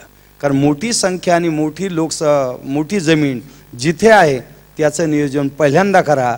म्हणजे जर तिथलं दारिद्र्य हटलं तर माणूस शहराकडे जाणार नाही, शहर झोपडपट्ट्याने गजबजणार नाही आणि गाव दिशाहीन आणि बकाल होणार नाही. ज्यावेळेस बालपणीचं मी ते गाव पाहिलं, शाळेत जाताना, गावात राहताना आणि नंतर ज्यावेळेस कॉलेजला गेलो, नंतर गावी आलो आणि दिशाहीन आणि बकाल झालेलं गाव मी पाहिलं. गुटख्याच्या पुड्या, प्लास्टिक आणि रस्त्यावरून वाहणारी गटारं पाहिली आणि सायंकाळीच नाही तर दुपारीच लिजिम खेळत गावात येणारी माणसं पाहिली. आणि मग मात्र दुःख वाटलं की खेड्यांचा देश, जी गावं स्वयंपूर्ण स्वयंशासित झाली तरच या देशाचं भवितव्य आहे. आणि मग ठरवलं की गावासाठी काम करायचं. कारण आम्ही लहान असताना दसरा दीपावली आली की डोंगरामध्ये जायचो, मोगऱ्याची फुलं फुललेली असायची, तो मोगऱ्याची फुलं तोडायची आणि पाटीपूजनाला आणायची. आणि नंतर त्या डोंगरावर वेड्या बाबळी उगवल्या का ज्याला फुलंही नाही, पानंही नाही आणि फळंही नाही, असं दिशाहीन आणि बकाल झालेलं गाव पाहिलं. आणि पुन्हा आज त्याच डोंगरावरती रान मोगरा उमलला, ज्या झरोण्याच्या ओढ्याला आंब्याची झाडं असायची, झरे व्हायचे आणि त्या झऱ्याखाली आमची पैलवान मंडळी झऱ्यामध्ये आंघोळ करायची, आंब्याखाली विश्रांती घ्यायची. का जिथं क्रांतिसिंह नाना पाटील त्या गावात येऊन गेले, देशातले नामवंत मल्ल येऊन गेले. आणि असं ते गाव नंतर इतकं दिशाहीन का झालं की एका दारूच्या बाटलीत मुलीचं लग्न जमायला लागलं. मुलांनी पळत पळत जायचं, दारू आणायची. शिक्षक आणि गावातील मंडळींनी शाळेच्या पडवीत बसून दारू प्यायची. कोणीच कोणाचा विचार करत नव्हतं. आणि यानंतर मात्र मनाने सांगितलं की आता इथंच काहीतरी करण्याची गरज आहे. ही माझी खरी प्रेरणा. बोलता बोलता एक थोडीशी भाषा असं लक्षात घ्या की ते लिजिम खेळत येणे आता मुंबईतल्या लोकांना माहीत नाही. रात्री पिल्यानंतर लोक ज्या पद्धतीने चालत घराकडे येतात त्याला ग्रामीण भागात लिजिम खेळत येणे असं करते. यासाठीच की मध्यंतरी बराक ओबामा येऊन गेले, ते दिल्लीला न जाता सरळ मुंबईला आले. मणी भुवन पाहून नंतर गेले. ते भारत पाकिस्तान किंवा चीन भारत सीमेवरही बोलले नाही, पण ते म्हणायचे माझा आदर्श महात्मा गांधी आहेत. मी मनाला विचारलं की हे महात्मा गांधीचा आदर्श का सांगतात. मग माझ्या लक्षात आलं की गांधीजींचा चष्मा आणि चपला विजय मल्ल्याने विकत घेतल्या होत्या. आणि की ज्या गांधीजींनी हयात घालवली दारूच्या विरोधात, त्यांच्या चष्मा आणि चपला या देशात एका दारूवाल्याने घ्यावी ही शोकांती. त्याचं कारण आहे म्हणून भविष्यामध्ये गांधी ब्रँडची दारू बाजारात आली नाही तर असं आहे की जाणून बुजून शासनाने लोकांना दारूबाज केले. जाणून बुजून शासनाने लोकांना दारूबाज केले. ड्रायडेमुळे तर कळलं महात्मा गांधी आज गेले. म्हणजे कुणाची जयंती कुणाची पुण्यतिथी कळलंच नसतं. तेव्हा सरकारचे उद्देश खूप चांगले आहेत. आणि पोपटराव, खरंच या कामाबद्दल आपण अजून थोडंसं बोलावं की ज्या पद्धतीने आपण पाण्याच्या बाबतीत योजना, विशेषतः अत्यंत गंभीर प्रश्न आहे की मुंबई आणि पुण्याकडे संपूर्ण होणाऱ्या उंच उंच इमारती आणि सगळ्या ग्रामीण भागाचं शेतीचं आणि पिण्याचं पाणी तोडून इकडे येणारे सगळ्या पाईपलाईन्स एके दिवशी गावकरी सुरुंग लावून फोडल्याशिवाय राहणार नाही. आणि हा काळ, ह्या दशकातच सगळं काही घडणार आहे. पण या संदर्भात आम्ही बोलण्यापेक्षा किंवा कविता लिहिण्यापेक्षा प्रत्यक्ष जे काम केलं पोपटरावनी, त्या पाण्याच्या संदर्भातल्या कामाबद्दल आपण बोलावं. महत्त्वाचं, ज्यावेळेस मी एक काम करायला सुरुवात केली, पहिलं काम आम्ही प्राथमिक शाळेपासून केलं. शाळेमध्ये की मुलांनी शेण आणायचं आणि मुलींनी ते सारवण करायचं, अशी शाळा होती. आणि झाडं लावायचं कामसुद्धा आमच्याकडेच असायचं. आणि उन्हाळ्याची सुट्टी आली आणि आजोळी जायचा प्रसंग आला की झाडाला पाणी कोणी द्यायचं, एक तर थांबायचं की आजोळीला जायचं. आजोळी गेल्यानंतर तिथून येताना पुन्हा जूनमध्ये शाळेमध्ये आलं की शिक्षकांचे फटके खावं लागायचे. आणि मग ठरवलं की जाताना झेंडूची झाडं उपटून टाकायची आणि जूनमध्ये आल्यावरची पुन्हा लावायची. आणि मग त्याचीच प्रेरणा मिळाली आणि त्या प्रेरणेतून 10 लाख झाडे आम्ही लावलेली आहेत. म्हणजे ज्या गावामध्ये अगदी दुष्काळी गाव आहे, अवर्षण प्रवण आहे, 5 वर्षातले 2 वर्ष दुष्काळ असतो, बाजरी ज्वारी सोडली की खायला अन्न नव्हतं, एवढं वाईट, गव्हाची पोळी खाणारा गावातला सर्वात श्रीमंत मानला जायचा, असं ते गाव. आणि आज 93 कुटुंब शहराकडून पुन्हा गावाकडे आले. आणि 96 मधली जवळ 20 कुटुंब दलित समाजाची आहेत. आणि एकट्या मुंबईमधून 100 माणसं परत गावी आली आमची. म्हणजे मुंबईकरांचं दररोज आम्ही 2.5 लाख लिटर पाणी वाचवतो. दुसरा नक्षलवाद येत्या 10 वर्षात येतोय, त्याची पूर्वतयारी म्हणून गेल्याच वर्षी धरण सुरक्षा विधेयक भारत सरकारने आणलंय. ते यासाठी का आता 2 पक्ष नव्याने जन्माला येतील. तो हा असेल पहिला की आम्ही शहराला पाणी पुरवू धरणाचं, आम्हाला मते द्या.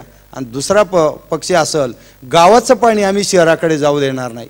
कारण गावातला माणूस गाव सोडून शहराकडे आला, तो एकटा आला नाही तर गावातलं पाणीसुद्धा आपल्याबरोबर घेऊन चालला. मग जी धरणं, 6 धरणं मुंबईसाठी बांधली, आता चीनच्या मदतीने एक अंतिम टप्प्यात आहे आणि 2 धरणं नव्याने प्रस्तावित आहे. 5 वर्षापूर्वी चर्चा होती समुद्राला जाणारं पाणी घाटावर टाकायचं आणि पलीकडे पुन्हा इरिगेशन वाढवायचं. म्हणून शहरांनी जर गावांचा विचार केला नाही तर उद्याच्या भविष्यकाळात शहरांचं सुद्धा अस्तित्व अडचणीत येणार आहे. म्हणून शहरांनी पाणी वाचवलं तर वीज वाचेल, आणि वीज आणि पाणी वाचलं तर शेतकऱ्यांना धरणातून पाणी जाईल, धान्य पिकल, आणि पिकलेलं धान्य हे शहरातल्या माणसांना स्वस्तामध्ये खायला मिळेल. म्हणून हिवरे बाजारमध्ये आम्ही पाण्याचं जे काम केलं ते जलसंधारणाचं शास्त्रोक्त पद्धतीने. जलसंधारण कोणी आज सांगतं असं अजिबात नाही. भगीरथ हा जगाच्या पाठीवरचा पहिला इंजिनियर होता की ज्याने पहिला, म्हणजे ज्याला रिव्हर कनेक्टिव्हिटी म्हणतो, आणि माथा ते पायथा हा पाणलोट विकासाचा संकल्पना राजा भगीरथांनी पहिल्यांदा राबवली होती.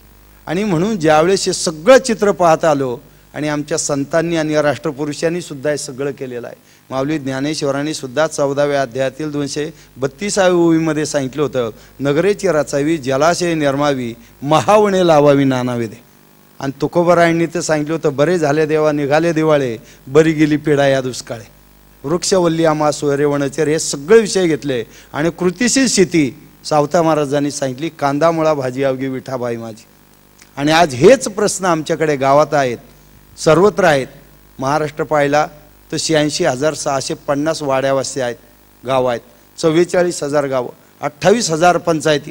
देशांचा विचार केला 7 लाख आपल्याकडे गावं आहेत आणि 2,43,000 पंचायती आहेत. 1, 2 आणि 4 गाव बदलून चालणार नाही. ते एक मोठी चळवळ यातून निर्माण होणं गरजेचं आहे. आज महाराष्ट्रामध्ये 44,000 पाणलोट आहे दुष्काळी. आणि गेल्या 40 वर्षात आम्ही 3,500 कोटी रुपये खर्च करून आर्थिकदृष्ट्या अवघे 11,000 पाणलोट तयार केले. आणि उर्वरित जर 30-33,000 पाणलोट करायचे असेल तर किती वर्षे लागतील? आणि एवढे वर्षे तुमच्यासाठी कोणी थांबल का? सगळी गाव उद्ध्वस्त होऊन जातील. आणि गावात जर पाणी नाही, उत्तम शिक्षण नाही, आरोग्य नाही, वीज नाही आणि सामाजिक सुरक्षितता नसल तर गावातली माणसं सगळे झोपडपट्ट्यात येऊन बसतील आणि शहरातली माणसं झोपडपट्ट्या सोडून टेकड्यावरती जातील. आणि अशा परिस्थितीमध्ये एक नवा संघर्ष उद्या आपल्या सर्वांच्या पुढे येईल. म्हणून हिवरे बाजारमध्ये आम्ही जलसंधारणाचं उत्तम काम केलं. प्रत्येक पाण्याचा थेंब अडवला आणि ते करत असताना ही सरकारची योजना नाही तर आपल्या गावाची आणि आपल्या अस्तित्वाची आहे आणि ते काम आम्ही सर्वांनी केलं. 95 ते 2000 ही आदर्श गाव योजनेतील गावातून जलसंधारणाचं काम केलं आणि या 2 वर्षामध्ये हा सगळा कार्यक्रम संपला की ज्या गावामध्ये चहाला दूध नव्हतं आज 3-4 हजार लिटर दूध गावात तयार आहे. जिथं खायला अन्न नाही म्हणून माणसं गाव सोडून पळत होती. 4 गावचे सावकार गावात कायम असायचे. आणि त्याचबरोबर हे सगळं पाहत असताना सगळं उजाड आणि दिशाहीन गाव झालं. त्या गावामध्ये आज दक्षिण आफ्रिकेपासूनचे पक्षी स्थलांतरित होऊन आता हिवरे बाजारला यायला लागले. क्या बात. म्हणजे ही जी सायकल आहे आणि त्याचंच की मध्यंतरी आता ब्रिटिश लायब्ररीसाठी कम्युनिटी बेस्ड एन्व्हायरमेंट आणि वॉटर याच्यावर ब्रिटिश लायब्ररीसाठी आमची फिल्म आता नुकतीच लंडनमध्ये त्याचं प्रकाशन हे झालं. म्हणजे आम्हाला सुद्धा काही गोष्टी माहीत होत नाही. आत्तापर्यंत 112 कंट्रीजमधले लोक येऊन गेले. रोज सातत्याने गावात 200 ते 400 लोक असतात. या देशातल्या सगळ्या IITचे स्टुडंट्स येतात, MAWचे स्टुडंट्स येतात, IAS IPSचं जे मसुरी लाल बहादूर शास्त्री अकादमी आहे वर्षातून एकदा मलाही जायला मिळतं आणि तिथले व्हिजिटर्स येतात. रोज गावात येणाऱ्यांची संख्या प्रचंड आहे.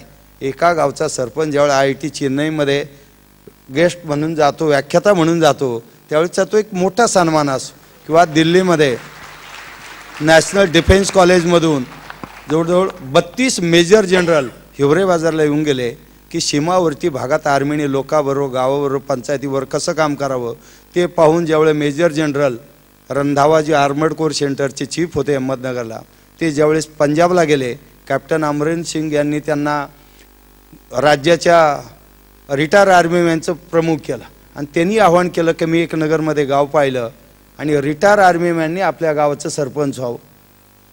कर्नल आणि ब्रिगेडियर ज्यावेळेस सरपंच व्हायला लागले त्यावेळेस माझी दिशा बरोबर होती. कारण निळू फुले साहेबांनी भावने केलेला सरपंच आज कर्नल आणि ब्रिगेडियरला सुद्धा आकर्षित करतो. फक्त गावातील सुटलेला पाण्याचा प्रश्न. यासाठी मला वाटतं सरपंच MCOM असावा लागतो आणि त्यांची भाषा ऐकत असताना असं वाटतं की ते MCOM असण्याबरोबर MA सुद्धा असावेत. इतक्या सहज सुंदर भाषेमध्ये का त्यांची बिनविरोध सरपंच म्हणून निवड गावाने केली असेल. मला वाटतं त्यांच्या वक्तृत्वातूनच त्याचा प्रत्यय आपल्याला येतो. कुठल्या समस्येचा किती गंभीरपणे अभ्यास केला आहे. क्रिकेटसारखं एक अत्यंत ग्लॅमरस फील्ड त्यांच्यासमोर व्यवसायाची संधी घेऊन उभं असताना ते बाजूला टाकून गावाकडे चला, खेड्याकडे चला, हा गांधीजींचा संदेश खऱ्या अर्थाने त्यांनी आचरणामध्ये आणला. असा हा खरोखर अलौकिक माणूस. आत्ता त्यांनी गावाच्या बाबतीत इतक्या गोष्टी सांगितल्या. खरंच आपला ऊर भरून येतो जेव्हा आपण ती आकडेवारी ऐकतो. आज छप्पर मुक्त गाव आहे. प्रत्येक घराला पक्क घर मिळालेलं आहे. 1 ट्रॅक्टर असलेल्या गावात आज 18 ट्रॅक्टर झालेत. एवढंच नव्हे तर 19 लाख लोकांनी या गावाला भेट दिलेली आहे. हे सगळं करत असताना दारूबंदी सारखा एक सगळ्यांना मान्य असलेला विषय की दारूबंदी झाली पाहिजे प्रत्येकाला वाटतं पण होत नाही.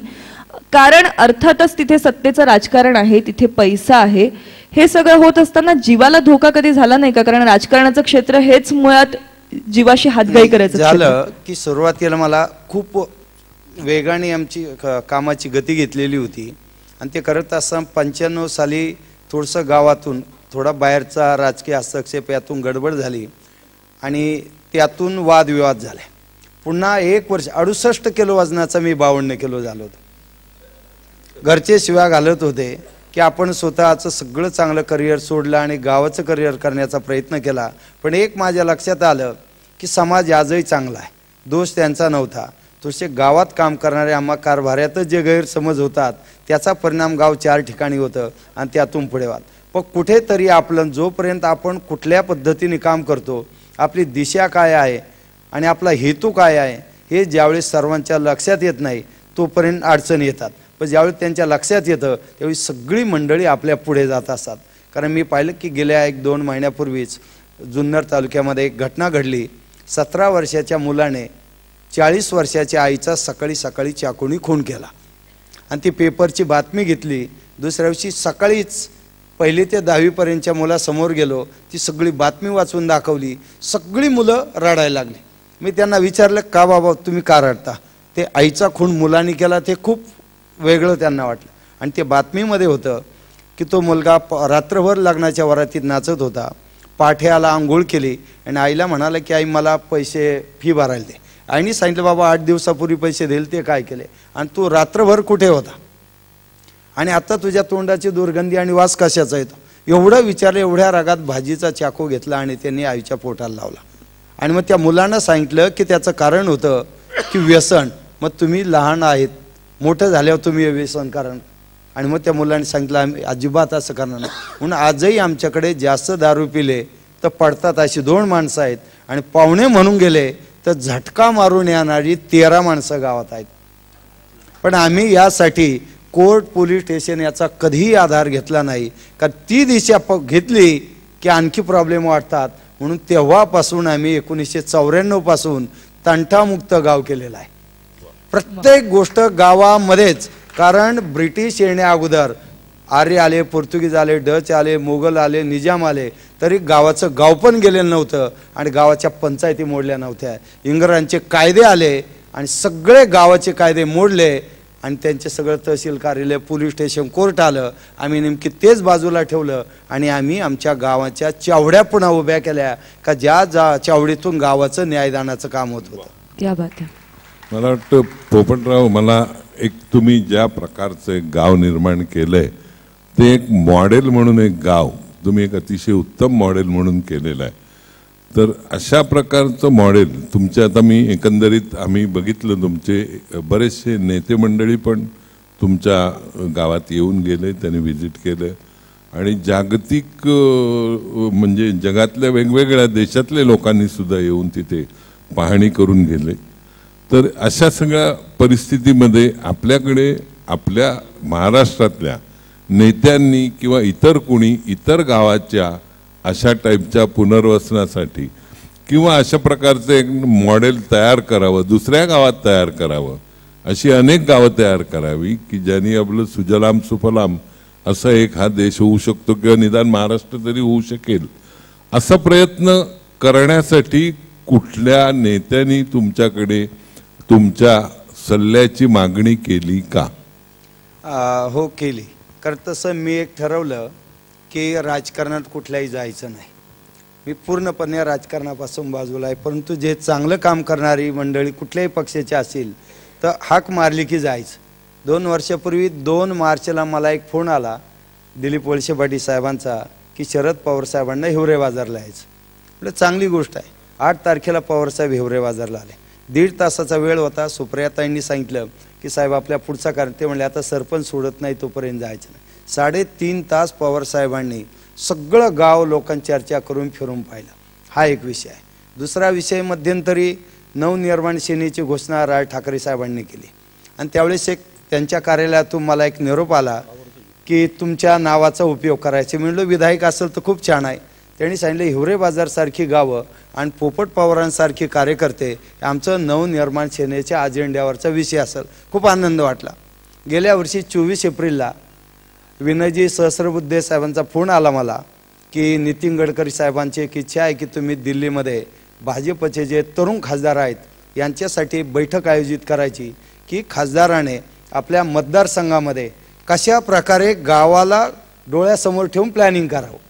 लगेच येस म्हणालो आणि दिल्लीमध्ये जवळ 1 तासभर ते सगळे तरुण खासदार, कारण आमदार आणि खासदारांच्या समोर एखाद्या सरपंचाने बोलायचं अवघड होईल. पण मी सुरुवात क्रिकेटपासून केली.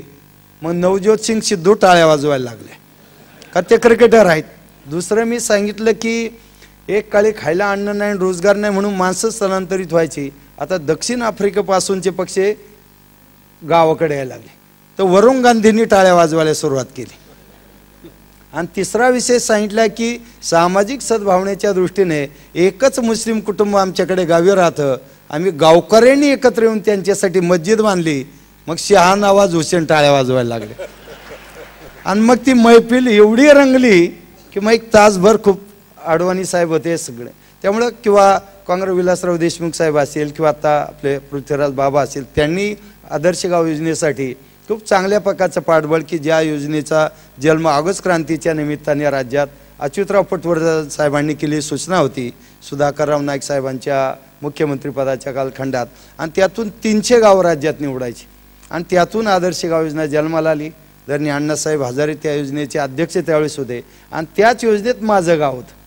आणि मग 94-95 सालापासून आम्ही त्या योजनेतून काम केलं आणि 2 वर्षात गाव बदललं आणि त्या योजनेचंच मध्यंतरी अध्यक्षपद मला दिलं. आता त्या योजनेचा राज्याचा मी कार्याध्यक्ष आहे आणि तुम्हाला एकदम आनंदाने सांगाल की आज ज्या राळेगण सिद्धी आणि हिवरे बाजार 2च गावांची चर्चा आपण गेली 20 वर्ष करतो, पण येत्या 31 किंवा फार तर 15 ऑगस्टपर्यंत राज्यामध्ये 25 गावं अतिशय छान असतील.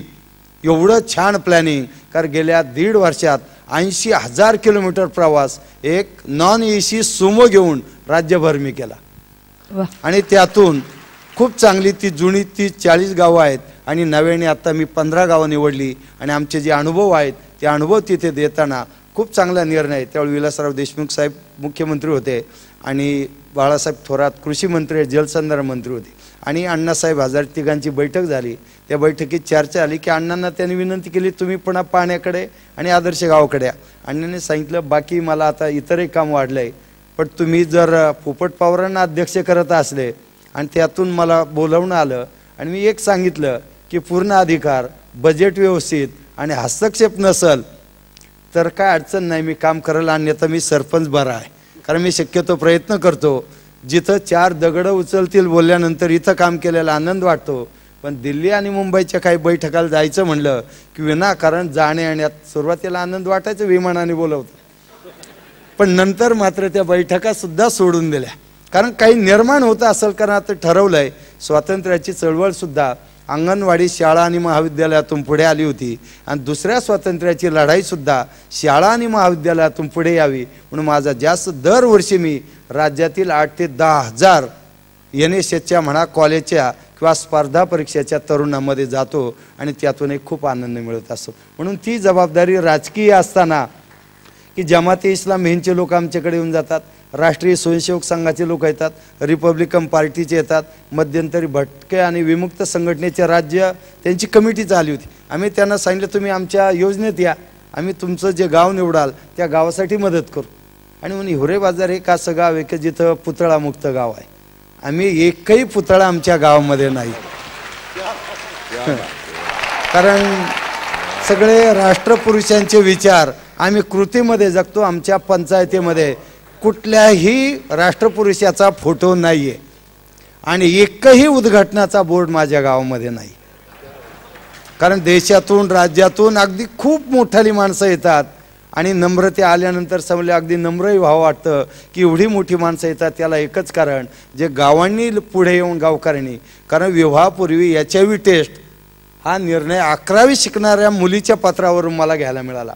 तर ज्यावेळी त्या मुलीने पत्र दिलं पंचायतीत 2002ला की आपल्या गावामध्ये HIV विवाहापूर्वी HIV चाचणी सक्तीची करा, मला धक्का बसला. मी त्या मुलीला विचारलं, सुरुवातीला बोलली नाही, पण नंतर सांगितलं की 4 दिवसापूर्वी माझ्या मावस बहिणीच्या पतीचं निधन झालं आणि त्या कारण होतं की 1 वर्षापूर्वी लग्न झालेलं आणि ती पत्नी म्हणजे ती बहीण आणि बाळ गरोदर होती आणि डॉक्टरांनी सांगितलं की बाळ आणि ती दोघंही पॉझिटिव्ह आहेत, कारण लग्ना अगोदरच पॉझिटिव्ह तिचे पती होते. आणि मग तिने सांगितलं की पैसे नव्हते, शिक्षण घेता येत नव्हतं, पाणी नव्हतं. आज जलसंधारणामुळे पाणी आलं, कांदा बटाटेसारखी पिकं आली, दूध व्यवसाय वाढला. आता माझं 2 वर्षात लग्न होईल, 1 नाही तर 2 लाख रुपये मी खर्च करू शकेल लग्नावर आई वडील. पण ज्याच्याशी माझं लग्न व्हायचं तो जर HIV पॉझिटिव्ह असेल, आपला आदर्श गाव माझ्यासाठी काय कामाचं. मग मुलींची बैठक घेतली, मग महिलांची बैठक घेतली, महिलांची बैठक, मुलींची, मग ग्रामसभा घेतली. कारण खूप मुलींच्या बाबतीत अवघड असं, पण त्याचा फायदा आज असा आहे की आमची मुलगी लग्न जमताना म्हणते त्यांच्या घरी टॉयलेट आहे का नाही विचारा. आणि नंबर 2, गरोदर राहिल्यावर पहिली मुलगी असेल तर मुलीला जन्म द्यायचा, ही बोली असेल तर लग्नाची चर्चा होती. वाह, क्या बात आहे. आणि त्याच्या पुढे जाऊन आम्ही चर्चा केली की पहिली मुलगी आणि दुसऱ्या मुलीला जन्म दिला तर मुलीचा, दुसऱ्या मुलीचा लग्नाचा सगळा खर्च गावाने करायचा. आणि म्हणून आज बाहेरून एवढे पालक येतात की हिवरे बाजारचीच मुलगी करायची किंवा हिवरे बाजारमध्ये मुलगी द्यायची. कारण आता पैशापेक्षा संस्कार महत्त्वाचे आहेत आणि संस्काराचा खजिना आमच्याकडे निर्माण झाल्यामुळं आमच्या मुलीला आणि मुलाला सुद्धा अडचण राहिली नाही. छान छान, खूप छान, खूप छान. खरोखर इतकं चांगलं काम तिथे चाललेलं आहे. मला तर एकच विनंती करायची असते, कारण मी मुंबईत असतो, पुण्यात असतो, की ग्रामीण भागाच्या समस्या अत्यंत कठीण आहेत आणि त्यातून हे काम करतायत. आणि आपण आपल्या उत्पन्नाचा किती टक्के हिस्सा शेती उत्पादनावर खर्च करतो? भाजीपाला, गहू, तांदूळ 10% कमी. आणि भाजीचे भाव वाढले, गव्हाचे, तांदळाचे वाढले की पहिल्या पानावर 4-4 कॉलम बातम्या. म्हणजे 90% उत्पन्न तुम्ही कारखान्यातल्या मालावर खर्च करता आणि 10%पेक्षाही कमी उत्पन्न शेती उत्पादनावर खर्च करता. आणि तरी ओरडा मीडिया सगळा इतकं बोंबाबोंब करतो की जसे शेतकरी कुणीतरी गुन्हेगार आहेत, भाजीपाला पिकवणारे कुणीतरी गुन्हेगार आहेत. ज्या परिस्थितीतून ही मंडळी येतात त्याचा विचार पोपटरावने खूप चांगला मांडलेला आहे. आता आम्ही प्रत्येकांना एक 3-3 मिनिटे देतो की प्रश्न. आता ही मुलाखती अजून 2 तासही चालू शकते, पण आता आपल्याला वेळेचं थोडंसं बंधन आहे. का नंतर परत आमचे माधव भागवत वगैरे चांगले गझलचा कार्यक्रम आहे किंवा पुरस्कारी आहेत. पण मी प्रवीणजींना आणि यांना, प्रीतीताईंना, सगळ्यांनाच विनंती करू, सिंधुताईंना, की त्यांनी स्वतःहूनच आता जे काही त्यांचं मनोगत आहे ते व्यक्त करावं. प्रवीणजी.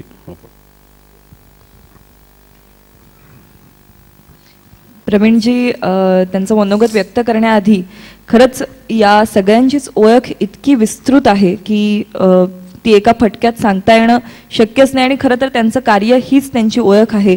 पण एक भाग आवर्जून सांगावासा वाटतो की आज प्रवीणजींनी नुसतं हे काम केलेलं नाही आहे, विद्यार्थी घडवलेले नाही आहेत, तर टाटा इन्स्टिट्यूट ऑफ सोशल सायन्समध्ये 20 वर्ष ते अध्यापक म्हणून काम करत होते आणि त्याही माध्यमातून त्यांनी अनेक काम करणारी मुलं घडवलेली आहेत, त्यांना एक वेगळी दृष्टी दिलेली आहे. आणि केवळ पुस्तकी शिक्षण यापुरतं मर्यादित न राहता मार्कांच्या पलीकडे कसं जाता येतं याचं मला वाटतं एक उत्तम उदाहरण म्हणजे प्रीतीताई. कारण प्रीतीताई स्वतः MSW आणि त्या आधीच्या पदवी परीक्षेमध्ये गोल्ड मेडलिस्ट आहेत, विद्यापीठात प्रथम आलेल्या आहेत. आपण अनेकदा असं म्हणतो की जी मुलं मार्कांमध्ये हुशार असतात ती काही समाजासाठी करत नाहीत, पण हे असं एक वेगळं उदाहरण म्हणून आवर्जून सांगावं असं वाटलं. त्यांचं मनोगत ऐकूया. सर्वप्रथम नक्कीच बरं वाटलं की अशा प्रकारच्या कामाला कोणीतरी एक कान दिला आणि एक व्यासपीठ दिलं, ही सगळ्यात महत्त्वाची गोष्ट आहे. मला असं वाटतं की फार मनाला क्लेश होतो की आपण आपल्याच सारखा एक माणूस माणसाला शोभणार नाही अशा प्रकारच्या जीवन पद्धतीमध्ये राहू देऊ शकतो आणि याच्या जोडीने आपण राहतो, हे जरा थोडंसं कळायला कठीण जातं मला. बऱ्याच वेळेला मला असं वाटतं की आपण असं कसं घाणीमध्ये छान छानपैकी पक्वानाचं ताट घेऊन जेवू शकतो. अशी काय मनोवृत्ती असू शकेल की एका कचऱ्याच्या ढिगाऱ्यावरती राहतो, आपण आयुष्य काढतो, सगळ्या घाणीमध्ये वावरत असतो आणि त्याच्यामध्ये आपलं टेबल मात्र ते साफसूफ करून त्याच्यावरती एक छानदार चांदीचं ताट घेऊन आपण पार्टी करतो. ही मला मनोवृत्ती समजायला फार कठीण जाते की आपल्या जेवणाचा आनंद जर आपल्याला घ्यायचा असेल तर आजूबाजूचं आपण साधारण सर्व स्वच्छ ठेवलं पाहिजे. आणि मला असं वाटतं की आम्ही एका अतिशय स्वार्थी भूमिकेतून सातत्याने काम करीत आलो आहोत आणि त्याच्यामध्ये एवढंच आहे की आपण जिथे चांगलं काही राहू इच्छितो, चांगलं जिथे काही खाऊ इच्छितो, ते टेबल घाणेरडं असून कसं चालेल, ती खोली घाणेरडी असून कसं चालेल. आणि या जगामध्ये आपण जर राहत असू तर एवढ्या घाणीमध्ये आपण राहायचं आणि तरी देखील आनंद साजरा करायचं हे थोडंसं कळायला कठीण जाते मला. म्हणजे अजून मला जमलेलं नाही आहे ते, आणि मला वाटतं ते सगळ्यात महत्त्वाचं आहे. आणि त्याच्यामुळे आपल्या जगण्यातला आनंद एक रोखठोकपणे घेता यावा एवढ्यासाठी तरी आपल्या आजूबाजूचं जगणं थोडं माणसासारखं दिसेल आणि माणसासारखं वाटेल एवढं तर मिनिमम केलं पाहिजे. इतरांना काही आपण देऊ न देऊ, परंतु आपल्याला तरी आरशासमोर उभं राहिल्यानंतर आपलं तोंड बघता आलं पाहिजे, एवढं एक किमान आपल्याला जमलं पाहिजे. मला वाटतं एवढी एक मॉडरेट माझ्या आयुष्याकडनं सातत्याने एवढी अतिशय मर्यादित अपेक्षा राहिलेली आहे. दुसरं असं आम्ही व्यावसायिक लोक आहोत आणि आम्ही या विषयाचं शिक्षण घेतो आणि जसा एखादा व्यावसायिक सुतार आपलं काम करतो, लोहार आपलं काम करतो, कम्प्युटर इंजिनियर आपलं काम करतो, तेवढ्या परस्तपणे आम्ही आमचं काम करतो आणि त्याच्यामुळे आम्हाला म्हणजे एक थोडा कदाचित तुम्हाला समजायला कठीण जाईल, पण व्यावसायिक समाज कार्यकर्ता थोडा वेगळा असतो विचाराने. आणि या सर्व प्रकारामध्ये आम्हाला एक महत्त्वाचं असं वाटतं की कोणत्याही कामामध्ये आम्ही सातत्याने एक भूमिका ठेवलेली आहे की त्याचं सामाजिकीकरण कसं करता येईल, पटकन हे काम पसरून मोठं कसं करता येईल याच्यावरती सातत्याने आम्ही एक भर देतो आलो आहोत. आणि मला असं वाटलं की ते फार व्हायला पाहिजे, सगळ्या ठिकाणी व्हायला पाहिजे आपल्याला. की गेली काही वर्ष आम्ही बऱ्याच प्रमाणामध्ये कामाठीपुऱ्यामध्ये वेळ देणं कमी केलं आहे. फॉकलंड रोड कामाठीपुरा नाही तर आमची घरच होती त्या ठिकाणी आणि हे सतत चालणारं काम आहे. परंतु गेल्या काही वर्षामध्ये आम्ही सातत्याने आमचा वेळ बाकीच्या संस्थांसाठी दिलेला आहे प्रामुख्याने. आणि असंच शक्य होईल की जोपर्यंत फार मोठ्या प्रमाणावरती माणसं अशा प्रकारच्या कामाला लागत नाहीत तोपर्यंत फक्त आपण कुठेतरी अशी ज्याला ना आयलंड्स ऑफ एक्सलन्स असं करत जाऊ, तसं होऊ नये. त्यामुळे प्रत्येक गोष्टीमध्ये एक त्या कामाचं मल्टिप्लिकेशन झालं पाहिजे, गुणाकार झाला पाहिजे, त्याचं रेप्लिकेशन झालं पाहिजे असं आम्हाला वाटतं. आणि मला वाटतं ते एक सातत्याने मला असं वाटतं की त्या एका गोष्टीकडे दुर्लक्ष होऊ नये आणि हे काम प्रत्येक प्रकारचं काम हे पसरत राहिलं पाहिजे. फारसं काही नाही या कामाच्या कार्यक्रमाच्या निमित्ताने थोडेसे कान आम्हाला मिळाले, थोडीशी मनं मिळाली. आणि एकच असं असतं की आम्ही नेहमी सांगतो की पुनर्वसन हा विषय आहे आणि पुनर्वसन करताना सातत्याने आपण त्या पुनर्वसनाच्या बाणाचं बोट त्या व्यक्तीकडे दाखवतो जी आघात खाऊन पडलेली आहे. आणि बऱ्याच वेळेला या पुनर्वसनाच्या बाणाचं टोक हे समाजाकडे दाखवलं पाहिजे. जर समाजाचं पुनर्वसन झालं आणि त्यांचा जर दृष्टिकोन बदलला तर अशा प्रकारचे जे सामाजिक व्हिक्टिम, सोशल व्हिक्टिम्स असतात, सामाजिक बळी असतात, त्यांना फार वेळ लागणार नाही. एवढी 1.5-1.25 करोडची मुंबई आहे, कोणी कोणाचं पुनर्वसन केलं आहे, जो तो आपापल्या पद्धतीने जगत असतो. एक थोडीशी सहृदयता एवढीच दाखवावी की दुसऱ्याला आरामात जगू द्यावं. That's all that is required. त्याच्या पलीकडे फारसं काही गरज नाही. धन्यवाद. जो तो आपापलं जगत असतो. एक मिनिटात आता आपलं बरंचसं म्हणत काहीतरी राहिलंच असेल इतक्या मुलाखतीनंतरही. एक मिनिटात तिघांनी व्यक्त करायचं. नाही, प्रवीण प्रीतीताई बोलतील किंवा एक अपेक्षा 2 वाक्यात काहीतरी. प्रवीणनी म्हटलेली गोष्ट फक्त थोडी पुढे नेते की कुठेही कामाची सुरुवात कदाचित फार विचार करून केली नसेल, पण एकदा लालबत्ती विभागात शिरली, ते सगळं बघितलं, त्यानंतर केवळ स्वार्थाने तिथे गेले 25 वर्ष काम करते आहे. स्वार्थ एवढाच की कुठेतरी सातत्याने मनात ती एक भीती असते की पुनर्जन्म झाला तर तिथे नको व्हायला पाहिजे. It is so horrible. म्हणजे रोज रात्री एक 14 वर्षाच्या मुलीवर तिच्यापेक्षा 3 पटीने जास्त वयाच्या पुरुषांनी बलात्कार करणे आणि त्या ज्या वातावरणात ते जगत असतात ते वातावरण even your worst enemy should not live that type of life. ते एक सातत्याने वाटतं आणि बऱ्याच वेळी वाटतं की सगळ्यांनी डोळे बंद करून तो विचार करावा and do little bit whatever we can. आणि कधीही हा विचार आणू नये की हा एरिया डेंजरस आहे. बिलकुल डेंजरस नाही आहे. तो डेंजरस फक्त त्या बायकांसाठी आहे. आपल्याला काम करणाऱ्या लोकांसाठी तो बिलकुल डेंजरस नाही आहे. एक उदाहरण देते आणि संपवते. 1986 कामाला सुरुवात केली तेव्हा पहिल्यांदा जेव्हा एका कुंठणखान्यात गेली, शाळेतलं एक मूल येत नव्हतं म्हणून शिक्षकांनी सांगितलं जरा बघा तो मूल येत नाही, आणि नेमकं तो मूल कुंठणखान्यातला होता. सकाळची वेळ होती आणि सगळ्या बायका अशा अर्ध कपडे घातलेल्या अवस्थेत होत्या. खूप घाबरलेली होती मी. I was barely 22 years. आणि त्या मुलाच्या आईला विचारलं, एक बाई आली आणि म्हणायला लागली, हो मी आई आहे, आतमध्ये या.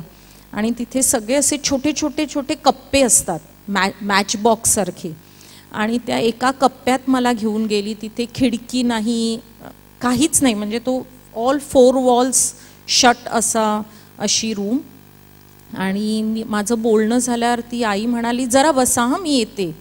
आणि ती निघाली आणि तिने दरवाजा बंद करून घेतला आणि ती आलीच नाही. म्हणून मी उठली आणि तो दरवाजा उघडायचा प्रयत्न केला तर तो बाहेरनं लॉक होता. आणि त्या क्षणी मी एवढी घाबरली, कारण कुठूनही पळून जाण्याची वाटच नव्हती, सगळं सील्ड बंद रूम. आणि थोड्या वेळाने ती आली. म्हटलं, अगं तू मला इथे सोडून कशी गेली? म्हणायला लागली, नाही, कोणी आलं आणि तुमच्याकडे आमच्याकडे बघणाऱ्या नजरेने बघितलं तर खूप वाईट वाटलं असतं, म्हणून बंद करून गेली. It is that safe for us, very unsafe for others. त्यामुळे तो एक विचार प्लीज मनातनं बाहेर काढा आणि take that first step to help in whichever way you can. Thank you. Thank you. Sindhutai, 1 मिनिटात जरा आपलं मनोगत. खरं म्हणजे काय बोलू, पण एक मात्र खरं आहे की इतकं जग बदललं, आजचं इतकं जग बदललं की लोक म्हणतात भगवान सबका भला कर, भगवान सबका भला कर, मगर सुरुवात मुझसे कर. आणि अशा बदलत्या जगामध्ये पोपटराव पवारांसारखे वादळ आता निर्माण झालेत. क्या बात आहे, भविष्य अलग आहे आमच्या देशाचं आता, हमारी गोलार अभी तो सच्ची. आणि म्हणून एक आठवण सांगते की 2 वर्ष झाले मी अमेरिकेला जाऊन आले. 9वारीत होते, ओनली 1 9वारी मीच होते. भीती पण वाटत होती, 22 तास विमान प्रवास, सारखं वाटत होतं इमान बदकन पडलं तर काय घ्या. तिथे गेल्यानंतर कळालं मला की माझ्या देशाला भारत माता म्हणतात.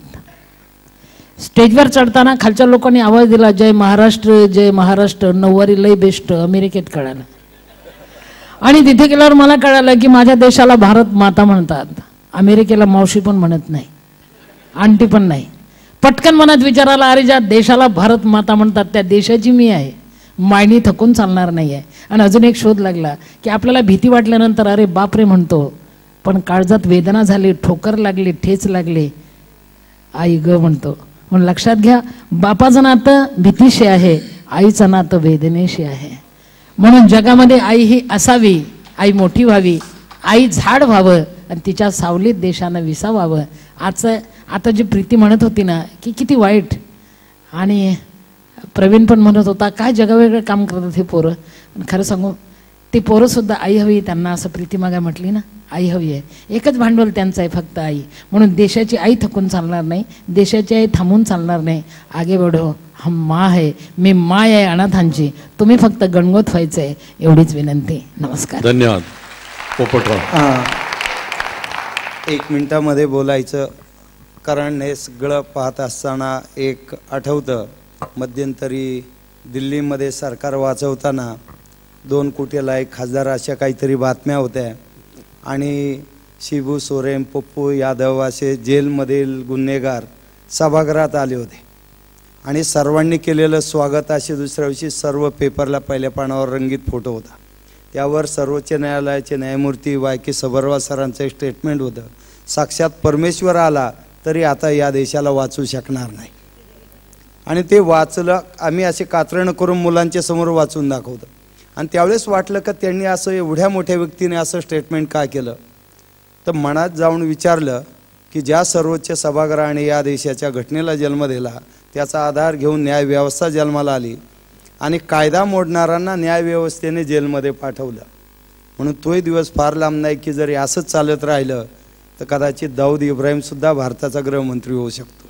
ही बाजू.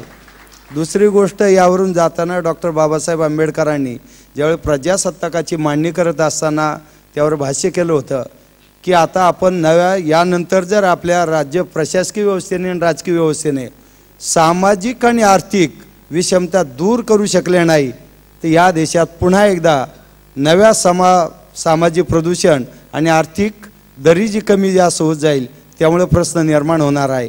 हा प्रश्न, आणि मी काल परवाच एका घटनेमुळं, कारण 1 मार्च ते 7 मार्च कोलंबोला आशियाई देशांची एक कॉन्फरन्स होती, ड्रिंकिंग वॉटर सॅनिटेशन. तर भारताचं एक शिष्टमंडळ 6-7 लोक जायचे होते, त्यात मी होतो.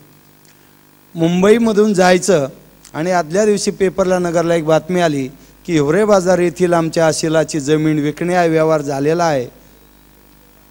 फक्त तक्रार कोणाची काय असत सांगा. मी कोलंबोला जायचं सोडून दिलं आणि गावात थांबलो, कारण 20 वर्षे जे गाव उभं केलं ते एका घटनेने मोडणार असेल. कारण एकच होतं की गावातली जमीन बाहेरगाव विकायची नाही. आज 94 साली आम्ही निर्णय घेतला होता. कारण यासाठी सांगतो की आज रतनजी टाटा यांचं लोकमतला एक स्टेटमेंट आलेलं आहे, ते आपण अवश्य वाचा, की अशीच अवस्था शोषणाची राहिली तर आपल्याला श्रीमंतांना सुद्धा जगता येणार नाही. म्हणून देशहीन आणि बकाल होत चाललेली गावं, रोज उठल्यापासून झोपेपर्यंत मरणारी गावं जर अशीच वाढत राहिली तर तिथं जगणारी माणसं सुरक्षित माणसांना चांगलं जगू देणार नाही. म्हणून गावांना जिवंत ठेवण्यासाठी आपण प्रयत्न करणं खूप गरजेचं आहे. आणि तो जर करू शकलो नाही तर पुढच्या 10-20 वर्षाचं चित्र आपलं अतिशय भयानक असेल. म्हणून आपल्या सर्वांचा प्रयत्न आहे की एक गाव उभं राहून चालणार नाही. की आम्ही रोज पाहतो एवढे प्रश्न असतात की गावामध्ये थोडंसं काही घडलं तर बाहेरून हस्तक्षेप होतो. म्हणून ज्या आपल्या राजकीय व्यवस्थेने या देशाला उभं केलं, ज्या राजकीय व्यवस्थेने सगळी समाज व्यवस्था उभी केली, तीच व्यवस्था जर गावं उद्ध्वस्त करण्याच्या मागे असेल, एक गाव 4 ठिकाणी, तर मला वाटतं उद्याचा भविष्यकाळ सुद्धा असाच उद्ध्वस्त होत राहील. म्हणून या ठिकाणी बसणाऱ्या आपल्या सर्वांना विनंती आहे की उदय लाड साहेबांनी त्यांच्या वाढदिवस साजरा करताना की आमच्यासारख्या सामाजिक क्षेत्रात काम करणाऱ्या कार्यकर्त्यांना इथं बोलून सन्मान केला आणि आमचा जो एक संवाद आहे तो आपण सर्वांनी ऐकून घेतला. यावर आपण प्रत्यक्ष उतरणं गरजेचं आहे. कारण राष्ट्रपुरुषांची भूमी असलेला हा महाराष्ट्र, राष्ट्रपुरुषांना आपण मतपेटीशी जोडलं आणि त्याचा दुष्परिणाम गावं 4 ठिकाणी सांगितले झाली. गाडगे बाबा ग्राम स्वच्छता अभियानात फक्त समाजाच्या आणि राष्ट्रीय प्रश्नाशी जोडलं आणि महाराष्ट्रामध्ये निर्मल आणि देशामध्ये निर्मल ग्रामची क्रांती आली. आपण सर्वांनी जर राष्ट्रपुरुषांना मतपेटीपासून दूर केलं नाही तर मला वाटतं गावही उद्ध्वस्त होतील, शहरही उद्ध्वस्त होतील आणि तुमचं आमचं सर्वांचं जगणं अतिशय भयानक होईल. एवढंच या प्रसंगी सांगतो आणि माझे आपणा सर्वांच्या वतीने चौघांना पुन्हा मनपूर्वक धन्यवाद देतो आणि हा मुलाखतीचा कार्यक्रम इथे थांबला असं जाहीर करतो. या कार्यक्रमाच्या या टप्प्यावर असताना एवढंच म्हणावंसं वाटतं की माणसाला शोभणारे युद्ध एकच याजकी, त्याने स्वतःला जिंकणे एवढे लक्षात ठेवा. या सगळ्या मंडळींनी स्वतःला जिंकलेलं आहे. यानंतर गझल गौरव पुरस्कार आणि क्रीडा पुरस्कारांचं वितरण होणार आहे. कुणीही कृपया जाऊ नये. आणि यानंतर पुस्तक प्रकाशन सुद्धा होणार आहे. लगेचच गझल संग्रहाचं प्रकाशन इथे होणार आहे. मनोहर रणपिसे यांच्या बहरलेलं झाड आणि सदानंद डबीर यांच्या आनंद भैरवी या 2 गझल संग्रहांचं प्रकाशन इथे माननीय मंगेश पाडगावकरांच्या हस्ते होणार आहे. कृपया कोणी जाऊ नये ही नम्र विनंती. आणि नंतर गझल गायनाचा कार्यक्रम सुद्धा इथे होणार आहे. क्रीडा गौरव पुरस्कार इथे दिले जाणार आहेत. मनोहर रणपिसे यांच्या बहरलेलं झाड आणि सदानंद डबीर यांच्या आनंद भैरवी या 2 गझल संग्रहांचं प्रकाशन आता इथे माननीय मंगेश पाडगावकरांच्या हस्ते लगेचच होणार आहे. उदयदादांच्याच सोमनाथ प्रकाशन या संस्थेनंच या पुस्तकांचं प्रकाशन केलेलं आहे.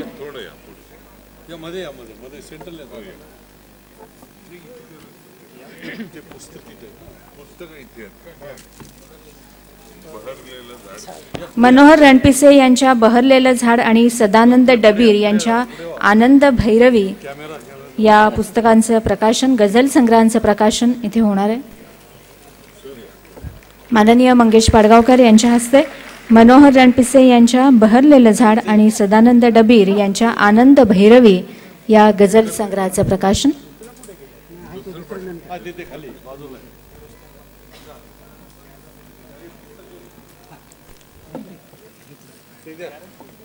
उदयदादांच्या सोमनाथ प्रकाशन या संस्थेनं पुस्तकं प्रकाशित केलेली आहेत. बहरलेलं झाड मनोहर रणपिसे यांचं आणि आनंद भैरवी सदानंद डबीर यांचं.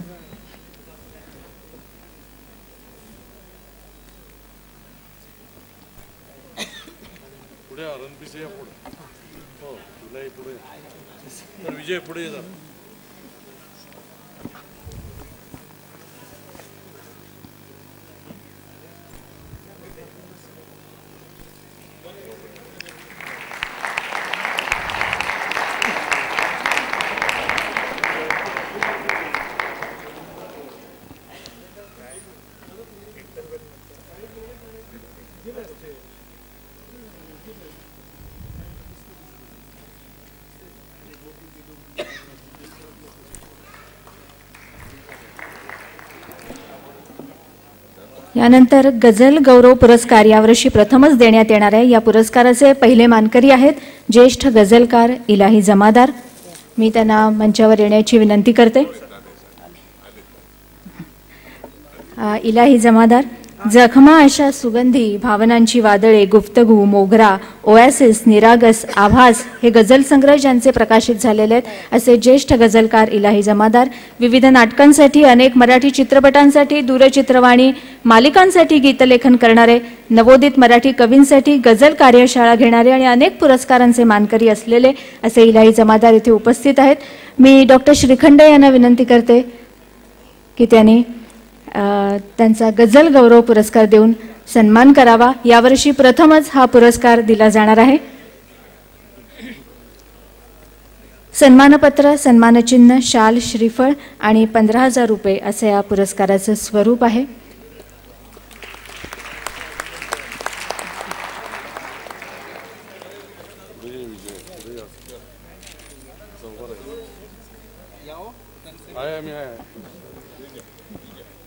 यानंतर गझल उन्मेष हा पुरस्कारही प्रथमच यावर्षी दिला जातोय. गझल उन्मेष पुरस्काराचे पहिले मानकरी आहेत विजय आव्हाड. प्रज्ञाचक्षू अर्थात बुद्धीचे डोळे असणारे विजय आव्हाड. खोल जगण्याच्या तळाशी आरसा आणि दारात सार्थकाचे आहे. विजय आव्हाड यांचे गझल संग्रह प्रसिद्ध आहेत. पुन्हा एकदा डॉक्टर श्रीखंडे यांना विनंती करते की त्यांनी विजय आव्हाड यांना गझल उन्मेष पुरस्कार देऊन त्यांचा गौरव करावा. सन्मानपत्र, सन्मानचिन्ह, शाल, श्रीफळ आणि 10,000 रुपये असं पुरस्काराचं स्वरूप आहे.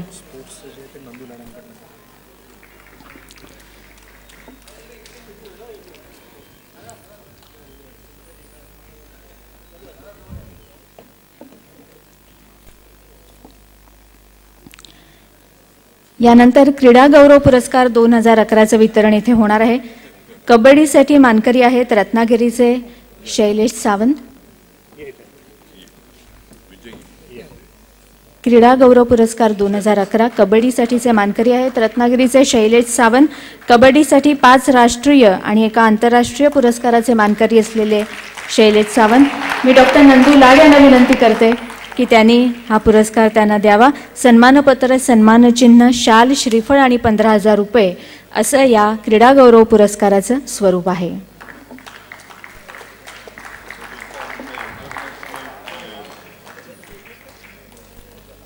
यानंतर खो खोसाठीचे मानकरी आहेत अरुण देशमुख. त्यांनी कृपया मंचावर यावं. समर्थ व्यायाम मंदिर संस्थेचे कोषाध्यक्ष आणि खो खो प्रमुख असणारे, अनेक खेळाडू घडवणारे, मुंबई खो खो संघटनेचे मानद सचिव असलेले असे अरुण देशमुख. ते वकील आहेत, ॲडव्होकेट अरुण देशमुख. खो खोसाठी हा पुरस्कार आपण त्यांना देतोय. राष्ट्रीय खो खो पंच आणि प्रशिक्षक म्हणून सुद्धा ते कार्यरत आहेत. यानंतर मल्लखांबासाठीचे मानकरी आहेत भूपेंद्र मालपुरे. त्यांनी कृपया मंचावर यावं. मल्लखांब या खेळाच्या प्रचारासाठी पूर्ण वेळ कार्यरत असणारे, महाराष्ट्राबरोबर इतरही राज्यात मल्लखांब या खेळाचं प्रशिक्षण देणारे आणि राज्यस्तरीय क्रीडा युवा मार्गदर्शक पुरस्काराचे मानकरी भूपेंद्र मालपुरे.